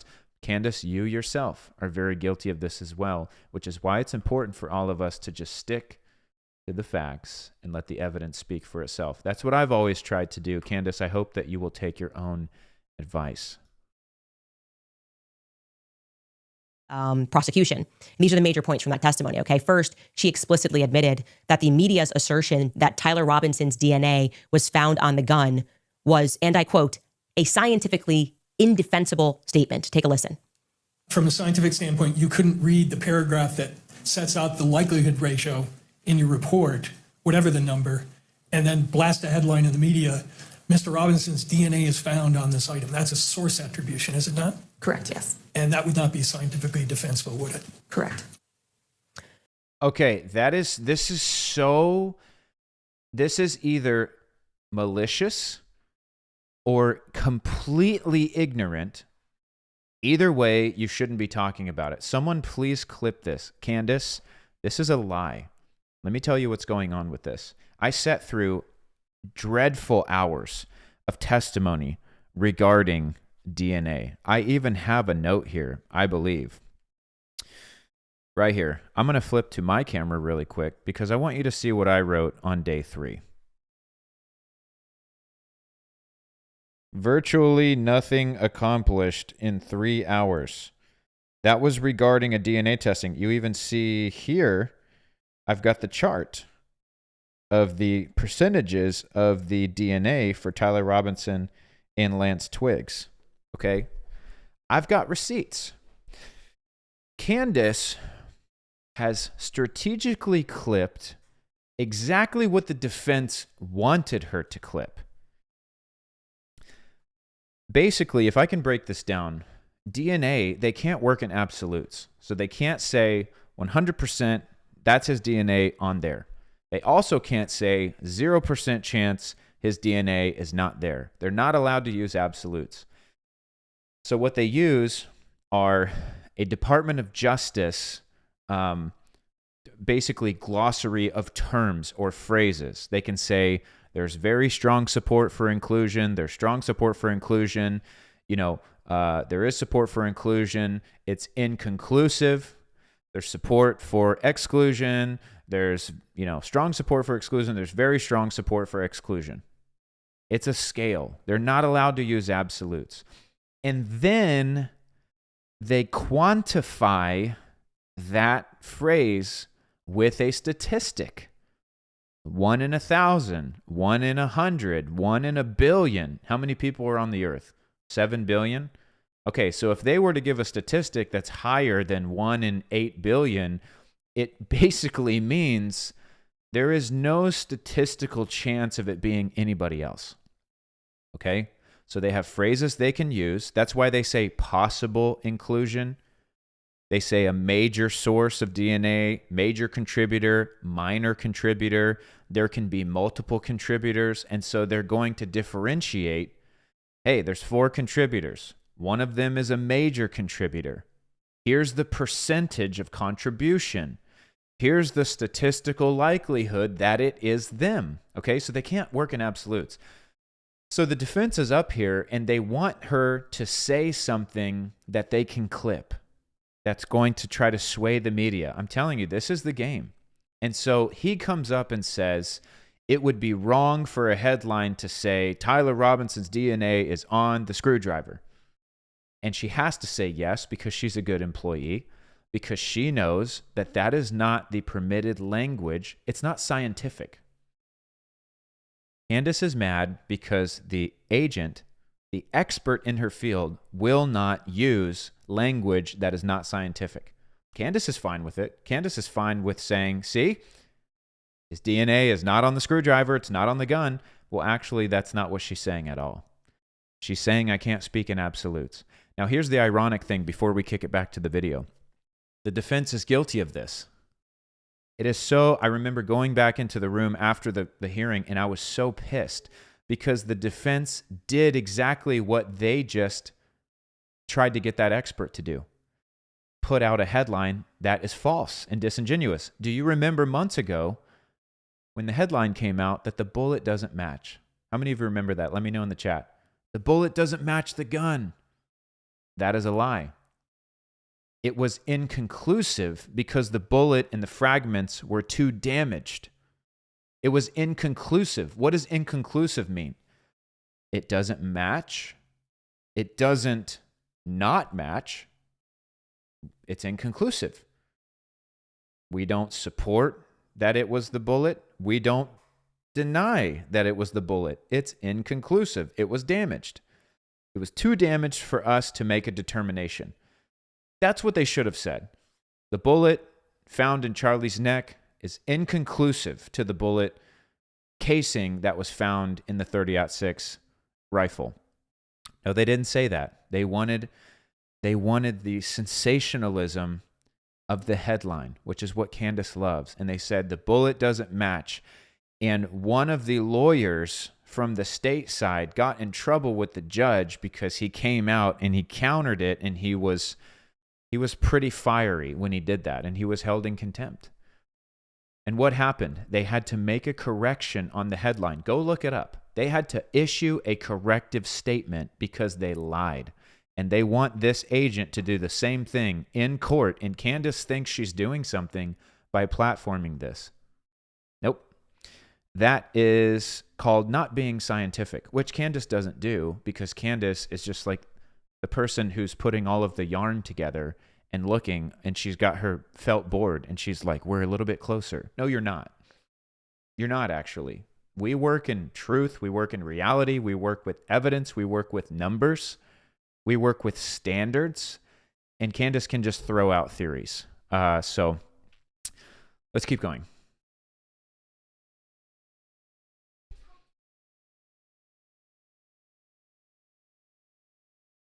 Scientific jargon, and they lied. And I'm going to explain that to you. So I want you to lock in, okay?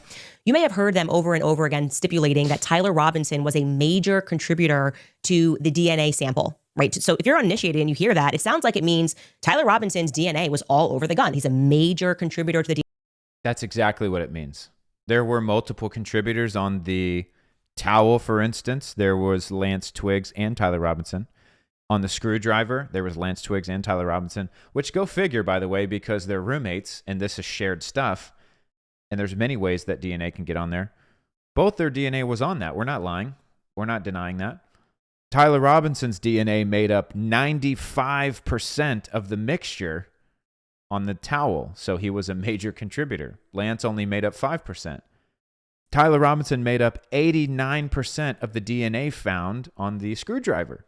Lance Twiggs only made up 11%. So yeah, Tyler Robinson was the overwhelmingly major contributor, almost 100% of the DNA on the towel, and around 90% of the DNA on the screwdriver belonged to Tyler Robinson. So yes, he was the major contributor. Let's see where she goes with this.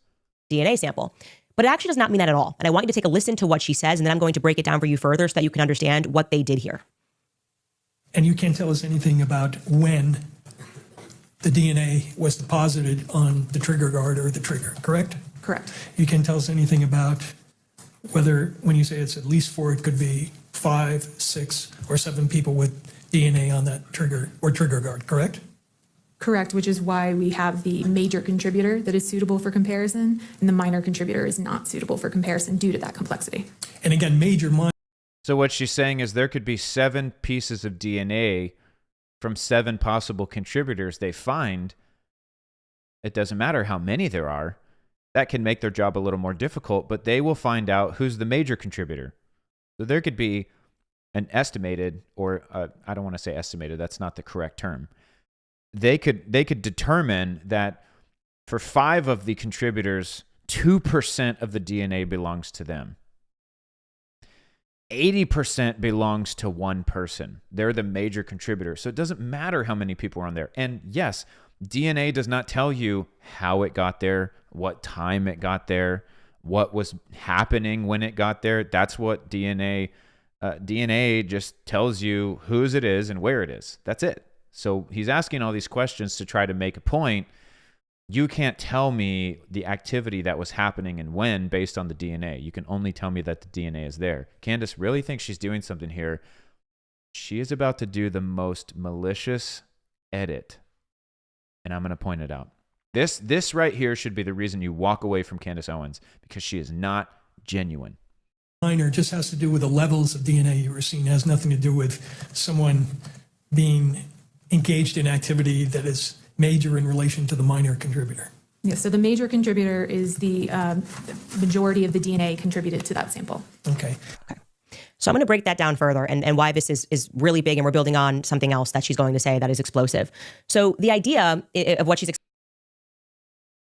this is my mug. I drink out of this mug every day. So I definitively would have the most DNA fingerprints all over this mug. But occasionally, Ashley, my producer, will go fill up the mug. So let's say Ashley, when she fills up the mug, I'm all on the handle. Maybe Ashley just touches her 2 fingers here when she fills up the water, okay?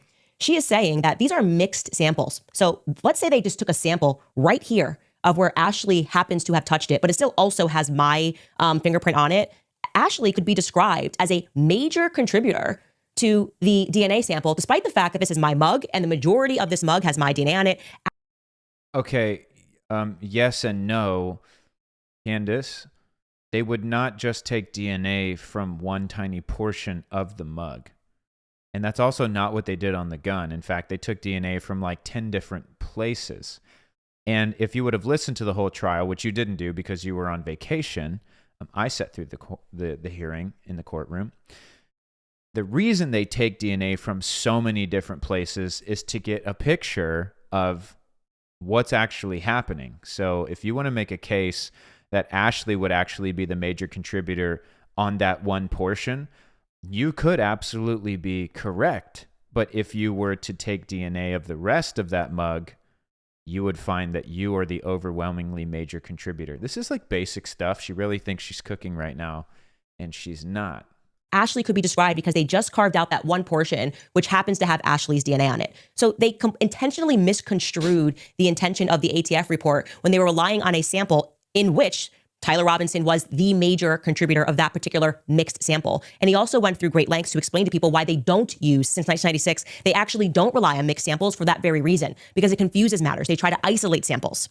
She then confirms our repeat report, as you just heard her, that there was a minimum of 5 sets of DNA on some of these mixed samples, 4 sets of DNA. Could be more people that actually were also found on the gun, but prints which were found on the gun, which of course included Lance Twiggs. It also included Matt Robinson, Tyler's father. I'm going to guess that it also included his brothers. And of those multiple sets, and this is what is crucial and is explosive, and everyone should have reported on this, she reported that Tyler Robinson's DNA sample was the most degraded.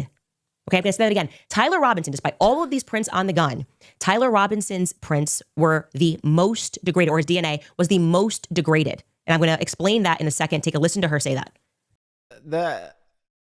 It doesn't matter if they were the most degraded. Okay, so let's just like run a numbers game really quick. Say that my DNA is on this pen, okay? And if they were to test it right now, say that, my son grabbed it and I've grabbed it. So my son is a 5% contributor and I am a 95% contributor, right? If I left this pen out in the sun, or I washed it, or I tried to bleach it, or I whatever, or just over time, like my DNA would degrade from it, maybe from a 95 to a 90% or an 80%. I am still overwhelmingly the major contributor. So Candace is acting like because Tyler Robinson, his DNA experienced degradation, which all of them experience degradation, not just exclusively his. She's acting like this is a big deal. No, the gun was wrapped in a towel. It was also tossed in a bush. It also sat out in the elements for however many hours until it was located. It is normal that it would experience some degradation. From what, 95 to 90%? Like, is that your case? He's only a 90% contributor. He's not a 95% contributor anymore. He's only a 90% contributor. And look, his dad's DNA is on it, and his granddad. Well, yeah, it was his granddad's rifle. There's going to be a lot of DNA on it. Who has the majority of the DNA? And also, there's more DNA locations than just the one that she's pointing out. And also, who is the one being accused of using the weapon to commit a crime of which there is multiple other methods and sources of evidence? You don't just hang a case on one piece of evidence. You look at the totality of the circumstances. Yeah, he's the majority contributor to the DNA all over the rifle that was seen in a video where he was perched up in a sniper position at the very place that angularly Charlie Kirk was killed from, followed up with a confession text message, and also geolocational data and the cell phone and the Discord chat, which prove he was where he says he was at the time he says he was. It all works together, Candace. It's not just one piece. So, she really thinks she's running with something here, and she's not. I believe this is the part that really pissed me off last night. And it's because she's going to cut this woman's testimony short. She's literally going to say, we don't need this part, because the woman's about to contradict what Candace wants you to believe. I think this is it. Let's listen. The 1.3 sample is described as swabs of trigger and trigger guard, right? Correct. You didn't do the swabs, but am I correct that you have no way of knowing which part was from the trigger and which part was from the trigger guard? Correct. So they were swabbed together. That's not a big deal. I actually want to do some show and tell really quick. Okay, so let's see how much we can fit in here. So I have my rifle, not like the one that Tyler used. This is a more modern rifle, a different platform. So many parts of this rifle were touched by Tyler Robinson. Foregrip, right? The underside, the scope, the butt stock, the end of the rifle, the handle here, the grip. And this is the trigger, and this is the trigger guard, right? This guards the trigger. So you can't just like knock into it. This is the trigger guard.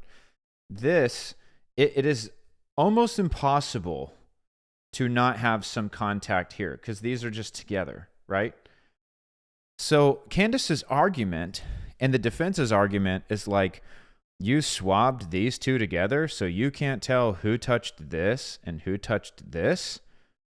And she's like, well, yeah, they were swabbed together. Like, that's just normal. Candace is about to try to make a huge deal out of this when it's really not. Here, let's listen in. We're swabbed together, so I wouldn't be able to say where the DNA came from. And that's one of the samples that was degraded, correct? There were signs of degradation present in that sample, yes. And you said with regard to that sample that that was a sample consistent with at least 4 contributors, right? Correct. And did what you term the major profile have the largest amount of degradation in that sample? There was, yes. Look, she's trying to stop it. She put her finger up. I want you to see something.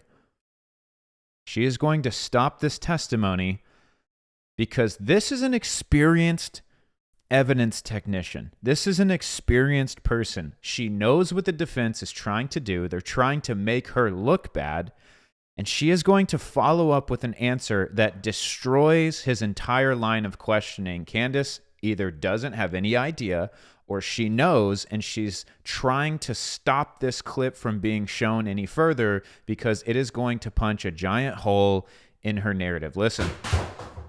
Exhibit 1.3, do you know where that swab was taken from? I'd have to refer back to page 2. Can we refer back to page 2, please, Kimberly? Thank you. 1.3 is the swabs of the trigger and trigger guard of the rifle. All right, going back to page 5. And we've had some talk, some testimony from you and some questions for you about the likelihood ratios. What was your conclusion as to the likelihood ratio that you analyzed in this question in calculation number 3? I don't think we need this. The DNA We don't need profile this. was at least 1. Okay, so you heard. I'm going to play this again. I remember this line of questioning. So the person who was talking was the attorney, Mr. McBride. And he is getting ready to ask her, yeah, they've been asking you all these questions about the major contributor and whatever. Can you give us a statistical answer for the probability of it being Tyler Robinson's DNA? And she is getting ready to say something to the effect of, there is a 1 in 1 trillion chance that it is somebody else's DNA besides Tyler Robinson. Okay? Do you hear the weight of that? I want you to hear it, and then I'm going to go back and play this clip so you can see why Candace was like, we don't need that. Turn that off.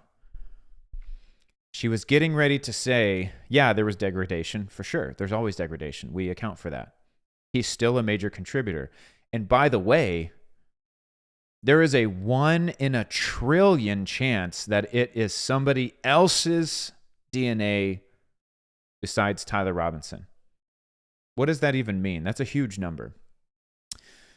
There are only like 7 billion people in the world. Okay?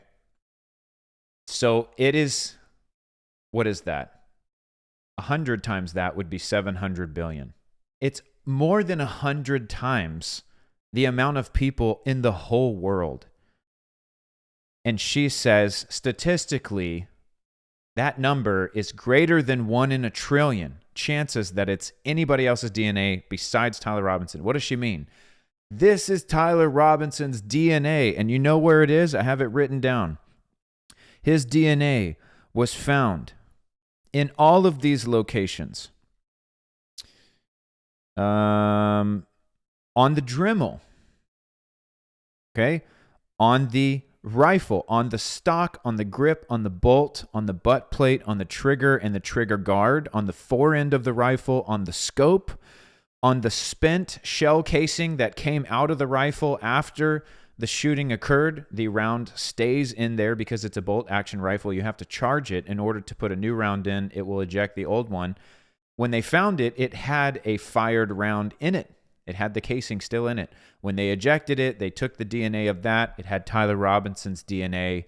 1 in a trillion chance that it was anybody else's DNA because he was the major contributor. Candace doesn't want you to hear that. Listen, we're going to go back. What are we at? We're at 37:13. Let's just go back to 36:55. Just listen and look how she turns it off. Listen to what the woman is saying. She doesn't want you to hear this. Conclusion as to the likelihood ratio that you analyzed in this question in calculation number 3. I don't think we need this. The DNA profile was at least one. Okay, so you heard her say At least the likelihood inclusion. The DNA profile was at least 1 in a trillion times more likely. You can go look it up. I believe I still remember the line in my head verbatim. The likelihood inclusion statistic, it is 1 in a trillion times more likely to belong to Tyler Robinson than to any other piece of DNA. 1 in a trillion times more likely that it belongs to Tyler Robinson. Candace doesn't want you to hear that. Do you think she left that out on accident or on purpose? Because it destroys her narrative that she is about to try to double down that it's not his DNA. And then she's going to lie, like many people do, and say that Lance Twiggs actually was the majority contributor when Lance was not the majority contributor on anything. In fact, he never had more than 11% of the DNA on any of the pieces of evidence we were shown that were admitted into the court. His was the most degraded of the firearms, and she's talking about the trigger guard and the trigger. She's not sure where they got the sample from, and that's a huge difference because they kept saying that. That's a lie. When she says they're not sure where they got the sample from, that is a lie. That is a lie. That's a downright lie. That is like me swabbing this. Let me use this pen. Let me blow this up for you. I want you to know Candace is lying to you. Like, I'm telling you the truth. This is how this stuff works. This is not that complicated. That is like me swabbing this pen. And I swab here. And I swab here. And then I put both of those swabs in the same package. And I say, hey, here's the swabs for the pen. And then an attorney goes, well, did you get it from the clicker or did you get it from here? And I would say, well, we tested it together. Like it's statistical probability over time that like if you touch one, you're going to touch the other ones. We just swab them together. We don't need individually processed swabs for this. Like this is, or like if I swabbed here and here, you're going to touch them. So we just swab it together. That's one piece, right? Again, she's acting like this is the only thing that was swabbed on the rifle. The trigger and the trigger guard. I'm sorry, it's backwards. Down here. She's acting like this is the only thing that was swabbed. And she's saying, well, they swabbed these together. And she says they have no idea where it came from. That's BS. That's actually BS. We know where it came from. It came from this source. This is one piece of evidence. These two swabbed together. Candace, they also swabbed this. Majority inclusion for Tyler Robinson. It is 1 in 1 trillion times, 1 in a trillion times more likely that it belongs to him than anybody else. What say you about that? They also swabbed like the grip and this grip. And they swabbed the scope. And they swabbed right here where you have to charge around. And they swabbed the butt of the gun. And all of those had Tyler Robinson as the main contributor, as the major contributor. And all of them, she said, the statistical likelihood, the inclusion likelihood statistic, it was 1 in a trillion times more likely that it belonged to Tyler Robinson than anyone else. So when Candace says they have no idea where this came from, that's BS. You cannot separate the trigger and the trigger guard. They're swabbed together. This is like not a big deal. That would be like swabbing the left and right side of the inside of your mouth, and you submit those together, and they go, well, is this the left or the right? And we're like, we don't know. We just swab the inside of the mouth. Like, it doesn't matter. Oh, they can't tell you if it was the left or the right. They have no idea where it came from. That is exactly what Candace is doing right now. It's a lie. It's disingenuous. And it's dumb, because then you could say, okay, fine, whatever, we'll give you that. We also swabbed 9 other places. And majority inclusion, 1 in a trillion times more likely. What say you to that? They have nothing to say to that. She won't say anything to that because you can't, because it is overwhelming. It could be the trigger guard. That's just the cover for the trigger. And of all of the samples that were on there, Tyler's was the most degraded. That is an absolute bombshell. Let me explain why, okay? Because it's not possible. For clarity, earlier on, she discusses that DNA can stay on an object for a very long time. She doesn't get specific. I can tell you, and you can research this on your own, DNA can stay on an object for decades, okay? But over time, it can certainly degrade. It can degrade because it's been exposed, and she does testify to humidity over time. Dust particles begin to set in. If you just put up your grandpa's gun and dust particles are just sitting in your house because you don't use it, that would be a reason that it might degrade. Maybe you had... She also doesn't realize she's crushing her own narrative, because she's like, there's 4 different DNA profiles on here. Who's it belong to? But then she says, well, DNA can stay on there for a long time, and this was his grandfather's gun, which would explain why there's so many DNA profiles and that degradation happens. But who's the majority contributor? It's always been Tyler Robinson, not even close. Over 89% in every area. 1 in a trillion times more likely that it's his than anybody else's. This is easy. Water on it, it might degrade. It does not seem to me that DNA would suddenly degrade immediately after someone shoots a person, jumps off a rooftop, and tosses the gun into a nearby bush. Well, you don't know anything about DNA, so let me do something live while we're right here. Let me ask chat, just for giggles. Okay, we're going to find out. Is it possible for DNA to significantly degrade within minutes of touching something? Question mark. Say, for instance, it's a rifle that was used in a shooting and then is subsequently wrapped in a towel and within a few minutes tossed into a bush and left for a short period of time. Period. Is it possible that there could be degradation of that DNA? Question mark. That's the fairest way I could think to ask that question. Chat says, yes, but not in the sense of DNA disappearing. It's helpful to distinguish DNA degradation and DNA loss. DNA degradation means the molecules themselves break down. DNA loss means that the skin cells or biological material containing the DNA are removed. A forensic scientist would generally not expect significant molecular degradation of DNA simply because a few more minutes passed. However, things that could greatly affect whether usable DNA is recovered is transfer to a towel, secondary transfer, movement, friction, environmental exposure, or initial deposition. Some people are classified as good shedders and leave a lot of DNA. Others leave very little, even after firmly gripping an object. I'm not going to keep reading. What's the point?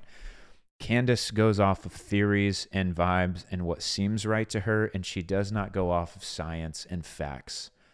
And at the end of the day, if the rifle degraded from 95% of Tyler Robinson's DNA to 90 or even 85, like, is that really the hill you want to die on?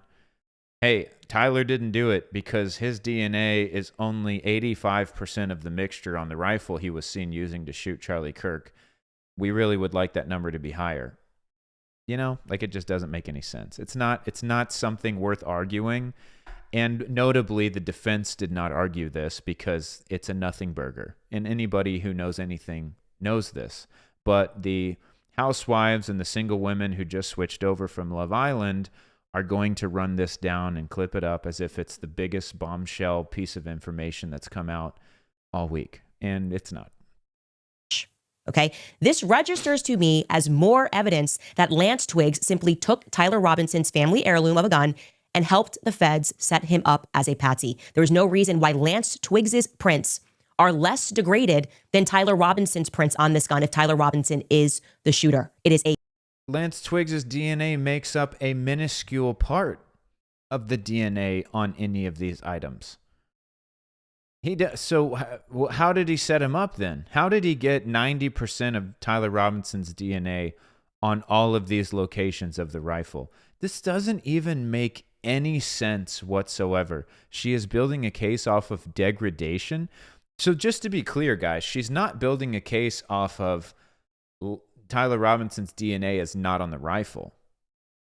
That would be the smart angle to try to take, even though it's going to end in nothing. Her argument is, well, his DNA degraded some.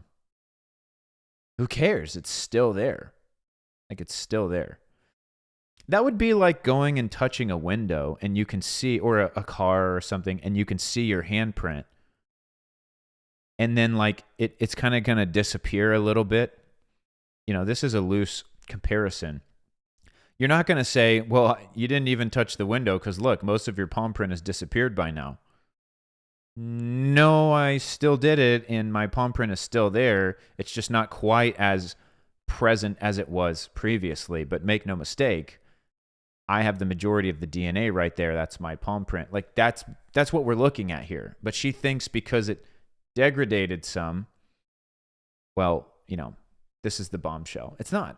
A massive admission by her that his prints were degrading, giving how much it takes to degrade those prints. So that was something that I felt that they were intentionally trying to gloss over, and realizing that she's basically kind of asserting like Matt Robinson and Lance Twiggs had a stronger DNA sample than Tyler Robinson did. He was the That is false. That is a lie. Again, another lie. She said that the DNA analyst basically said Matt Robinson and Lance Twiggs have a stronger DNA profile. Lie. Just because someone's DNA degraded doesn't mean they have less of a presence or an inclusion of the DNA. Again, if you degraded from 95 to 90%, you're not going to all of a sudden say, the 10% is the majority now. No. It's still the minority by a long shot. She is just lying. How do you defend this? She's lying. And she's at best speculating into forensical expert lanes that she has no business being in, and she's talking out of her butt. The DNA was mostly degraded, so you're basically telling me Tyler Robinson is now the minority contributor and Lance Twiggs has a majority of the DNA on the rifle. No, not even close. That nobody said that ever. Not even the defense attorney who's trying to hang this woman up said that, because that would be the most idiotic thing you could say, because it's backwards from the truth. Nobody is saying that. The most degraded.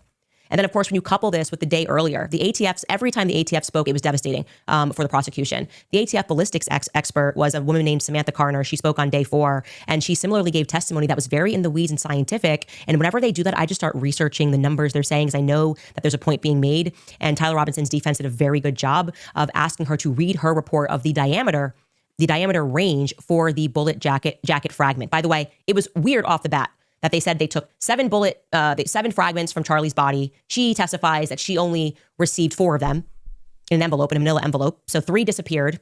Of the 4 that she got, 3 of them were unusable. And then she was left with 1, which she labeled 6A. And that's what they're discussing, this bullet jacket fragment. And she gives this a range of diameter. And it describes in detail why she gave it. By the way, like the bullet fragmenting into so many pieces also supports what happened, which is that there was no exit wound in Charlie because the bullet hit his spine at an angle. Again, I'll use the pen. The bullet hit his spine at an angle, fragmented, and traveled down his spine, destroying his spine, obliterating his vertebrae. Killed him instantly. Thank God he didn't feel anything. Candace is literally arguing exactly what everyone's been saying. These soft point rounds, they're not Full Metal Jacket rounds. She's acting like Charlie got hit with some armor-piercing hunting round that was supposed to blow a hole in his neck or blow his head off or something. Actually, and that's anecdotal for people that are saying, well, I hunt and there's always an exit wound. Okay, well, there's thousands of people on the internet. You could go research for 5 minutes if you actually care about the truth. Look up the other side and see if you can find it. There's thousands of people on the other side saying, I hunt, I'm a surgeon, I'm a whatever. I've seen plenty of times where I shot a 30-06 and there was no exit wound. It got caught in a rib bone. It got caught in a collarbone. It got caught in a shoulder. It got caught in a spine. Many people who want to preserve pelts use soft point rounds so that they try to prevent an exit wound because, as we know, in the ballistics world, an exit wound is going to be much greater and more devastating than the entry. And if you are trying to preserve a pelt, you don't want a giant hole blowing out the back of the skin of whatever animal you're using. Charlie was shot at an angle with a soft point round. It fragmented on his vertebrae and shot down his vertebrae, destroying many of his vertebrae, and he died instantly. So we have the proof from the ballistics expert that the bullet fragmented into 7 pieces, including the bullet jacket came off, which is common. The bullet jacket is what encloses the bullet. A soft point, the actual internal bullet, is exposed, which makes it much easier for it to come apart. So, people who are looking at this big, let me just show you.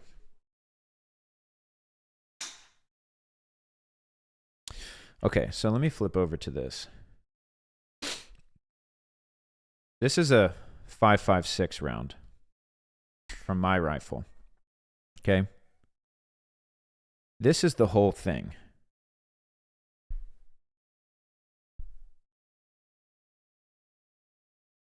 See if I can hold this in a way where you can see it. I can't focus it. Here we go. Had to get in the light. This whole thing, I don't know how much you know about ballistics. This whole thing is not what went into Charlie. Only this piece up here. Right here. This copper-colored piece is what comes out. This is the casing, and there's gunpowder in here. This is what comes out. Now, inside of this is lead. In a soft point round, this tip right here is actually exposed. And if you go look at the pictures released in evidence, you can clearly tell that the end is exposed, which means not only does that little bullet from the whole, round come out, but even an internal piece from that comes out. The whole point of this is that Candace is getting into lanes where she has no business being. She has no idea what she's talking about. And she is going to sit here in her studio critiquing a ballistics expert for the ATF based on what? She did a Google? And she's going to tell you that they measured the bullet and that it's the wrong size. It's too small. And that is because they cannot tell you with absolute certainty one way or the other. Again, this is scientific. They give you brackets. They give you windows. And so what they said was, and I remember because I have the notes, it measured from 0.28 inches in diameter to 0.301 inches in diameter. The reason that it measures this way, one, especially with a fragmented round, is they don't have the entire thing. They can't recreate the entire bullet. So they are unable to give you a specific number. They give you a window. So in court, They showed like 20 different weapon systems that could have possibly been used. Again, this is one piece of evidence. Guess what one of those weapon systems was? A 30-06 rifle. And what weapon system was located? A 30-06 rifle. And what weapon system had Tyler Robinson's DNA on it as the majority contributor, over 1 in a trillion chances that it was him? A 30-06 rifle, Mauser 98. That's 88 years old. The point is, you take all of the evidence and you build a picture. That is what trial is about. What Candace is about is taking one piece of evidence and running with it in the opposite direction to get you to believe that there's something wrong with it when there's not.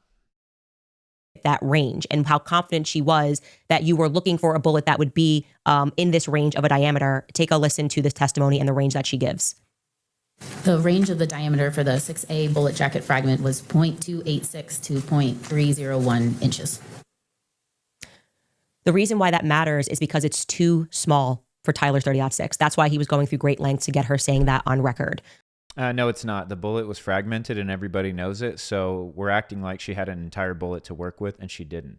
In fact, the bullets were so fragmented that they were, and I have the note right here, not suitable for microscopic comparison due to damage. That is why they had to come out and say that the bullet was inconclusive as far as matching it to the shell casing from the rifle. It was too damaged. They were not able to say one way or the other.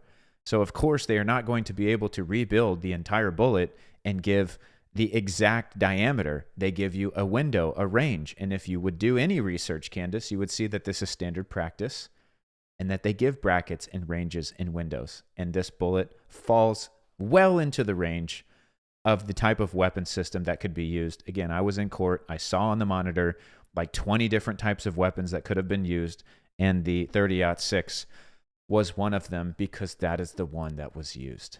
Okay, we're almost done here, guys. We got to make sure we show one part here, I think, before we wrap this up. Let me know what you think in the chat. Make sure you thumbs up the video if you appreciate this work that I'm doing. Again, this is just, I took so many pages of notes because I wanted to accurately report to you guys what was happening from inside the courtroom.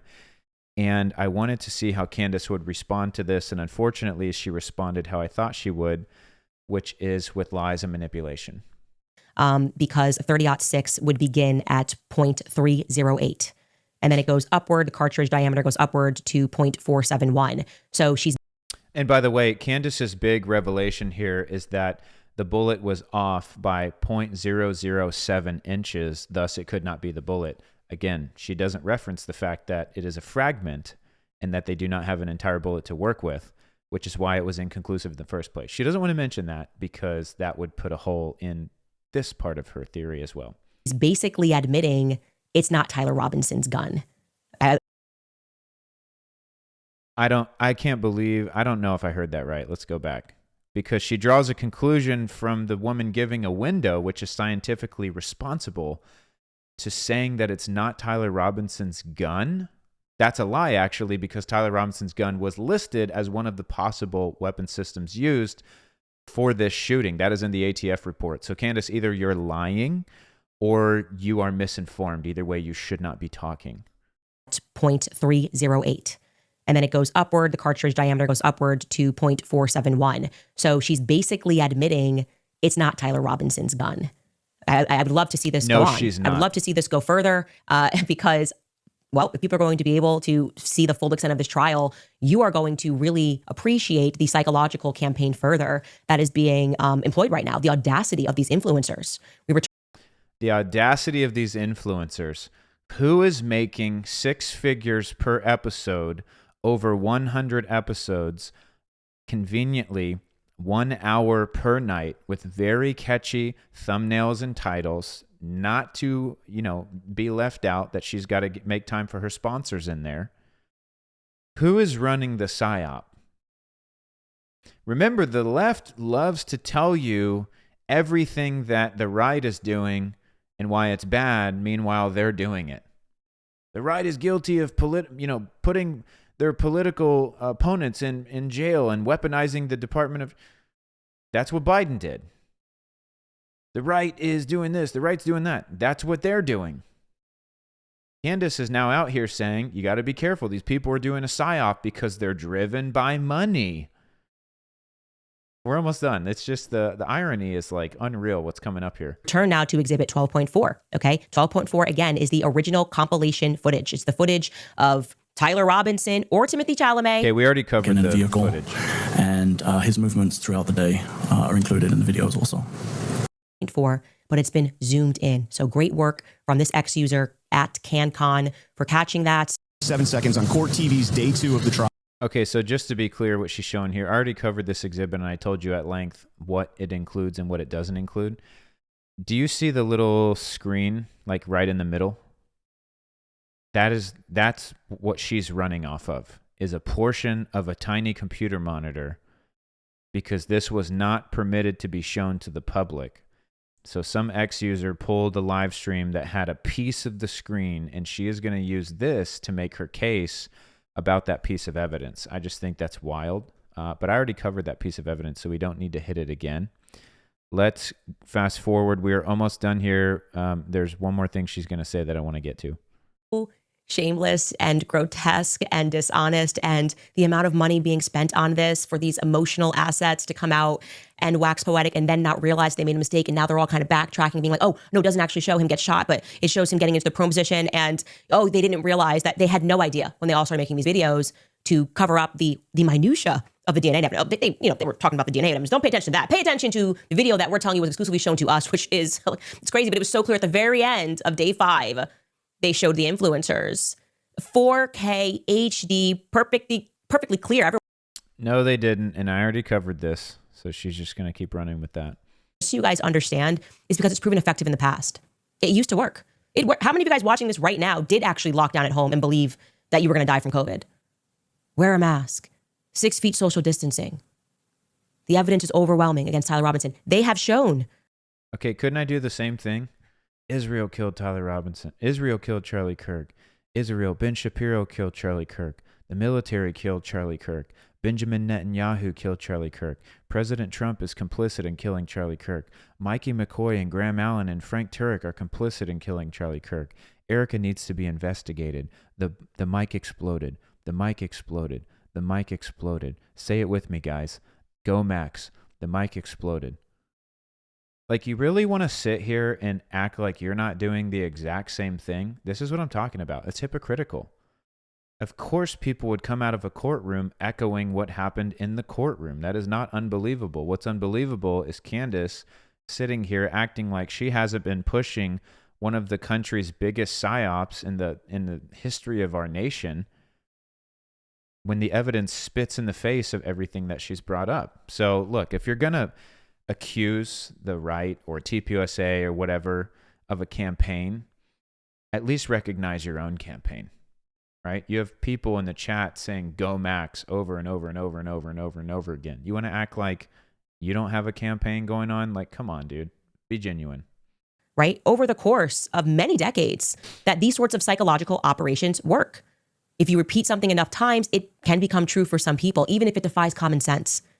That is literally her case.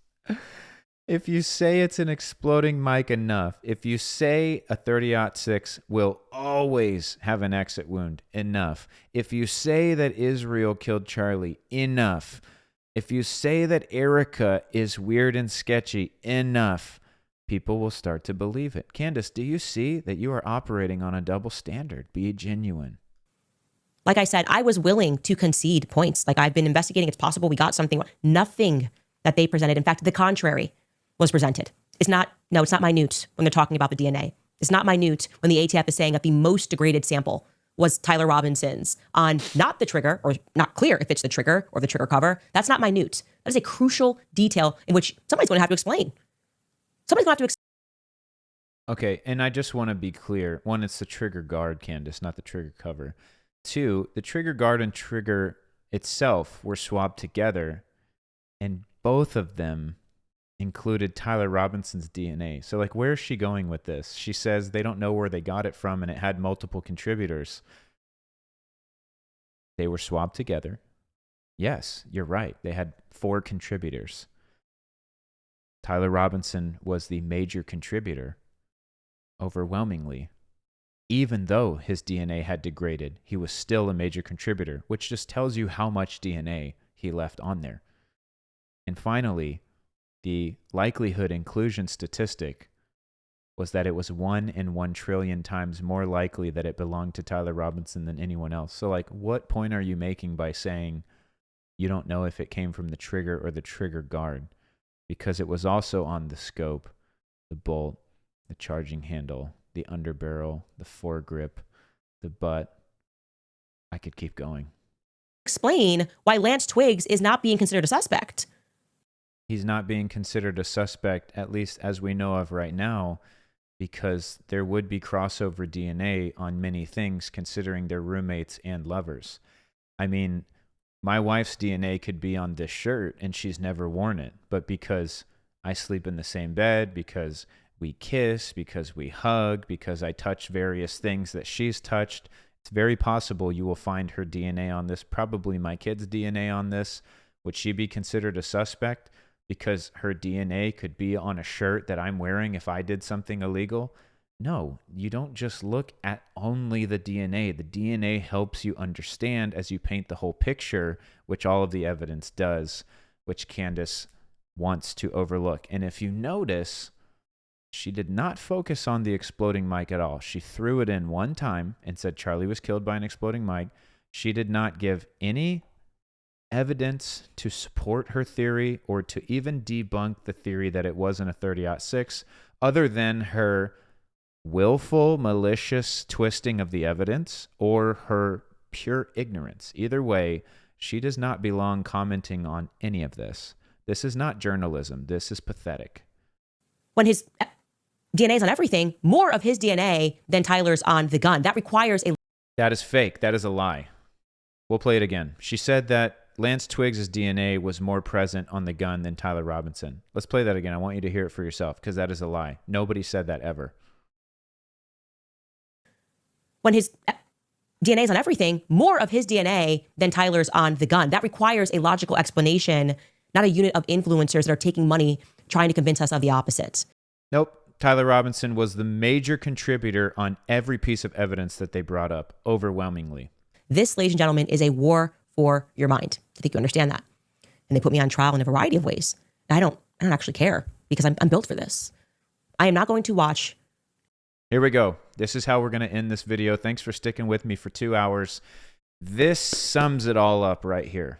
I want you to just pay close attention. This is rich. It really is. Candace is going to say, I am not going to let people take Charlie down and his legacy and all this stuff for money. And then roll right into an ad read. Gosh, you just can't make it up. Charlie Kirk, my friend, to be assassinated in broad daylight, watch everyone turn their back on him for money and sit back idly and allow it to still go. That doesn't work for me. And actually, I am so rested right now and so ready for war that they have, the last 9-10 months was basically me feeling weakened, having watched that in a state of mourning and feeling like every day I was just sort of coming up for air. They're not going to like what comes next because I'm 100% ready for it. And one of the biggest bombshells, which we're going to cover when we get back from a break, I know we're over time, but we got to do it, is Ben Shapiro's admission. We'll be right back.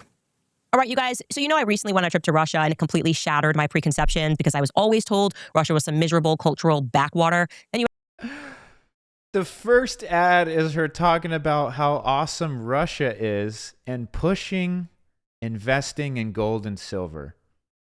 I refuse to sit here as I mourn and grieve for 10 months, collecting millions of dollars and reading ads for Preborn and Cozy Earth and all these others. I refuse to sit here and let the right and the TPUSA influencers tear down my best friend for money. So you guys recently know I went to Russia, and everyone says Russia is so bad, but I think it's great, and here's why you should invest in gold and silver. You can't make this up. That came right after her statement about doing this for money. If she was really convicted, she wouldn't be doing this for money. You actually go there. Who's gotten rich off of Charlie's death, by the way? You know that one of her biggest days, I find this interesting too. She commented on Erica. Shortly after Charlie was killed, Erica gets thrown into this role as leading the organization. When I say thrown into, it's like this wasn't supposed to happen. Obviously Charlie was not supposed to die. And Erica is doing her best on an internal meeting where, you know, candidly, I mean, she looks rough. She looks like she's been crying. She looks like she's doing the interview from her room, you know, like anybody would. And she is trying to find some high points. And she's talking about, you know, hey, we did great in merch. We honored Charlie. We did all these things. And Candace just slaughtered her for that. And then not too long afterwards, Candace brags that she had the greatest number of merch sales ever from her Charlie Kirk series. And she's made millions of dollars. So who's getting rich and grifting off of Charlie's death? Based on a lie, by the way. I think it's Candace. And she's going to continue and realize to how much we just read don't know about ads. what's really happening in the world, like how Russia founded. Visit battalionmetals.com/. It up to just getting older, but feeling that way should not be something that you accept. That's why Candace for 35% off your first month subscription nights when I'm already overheating. They've helped make sleep so much more comfortable. And the best part is that cozy Roasts people claiming they're doing it for money. I paid to be in Utah, by the way. I booked my own flight, paid my own way. Candace is doing ad reads, getting millions of views for dollars. She says we're doing it for money, and then she goes into an ad read about how awesome Russia is, and you should invest in gold and silver. Can't make it up. So I will stop so that my opinions do not further taint this video. I did my best to take down everything she said systematically. The only thing left in her interview, or whatever you want to call it, her episode, is talking about why it's suspicious that Ben Shapiro was in contact with Charlie Kirk's security. Whatever. Point by point, the evidence she provided, I took it down. And I would love to hear your thoughts. Please help me by liking this video. Subscribe if you appreciate this content. I also did a full 2-hour breakdown of just the evidence and all of my notes from court. You can find that on my channel. And make sure you share this video. Help us get this out far and wide. All right. Thanks, guys. We'll see you next time.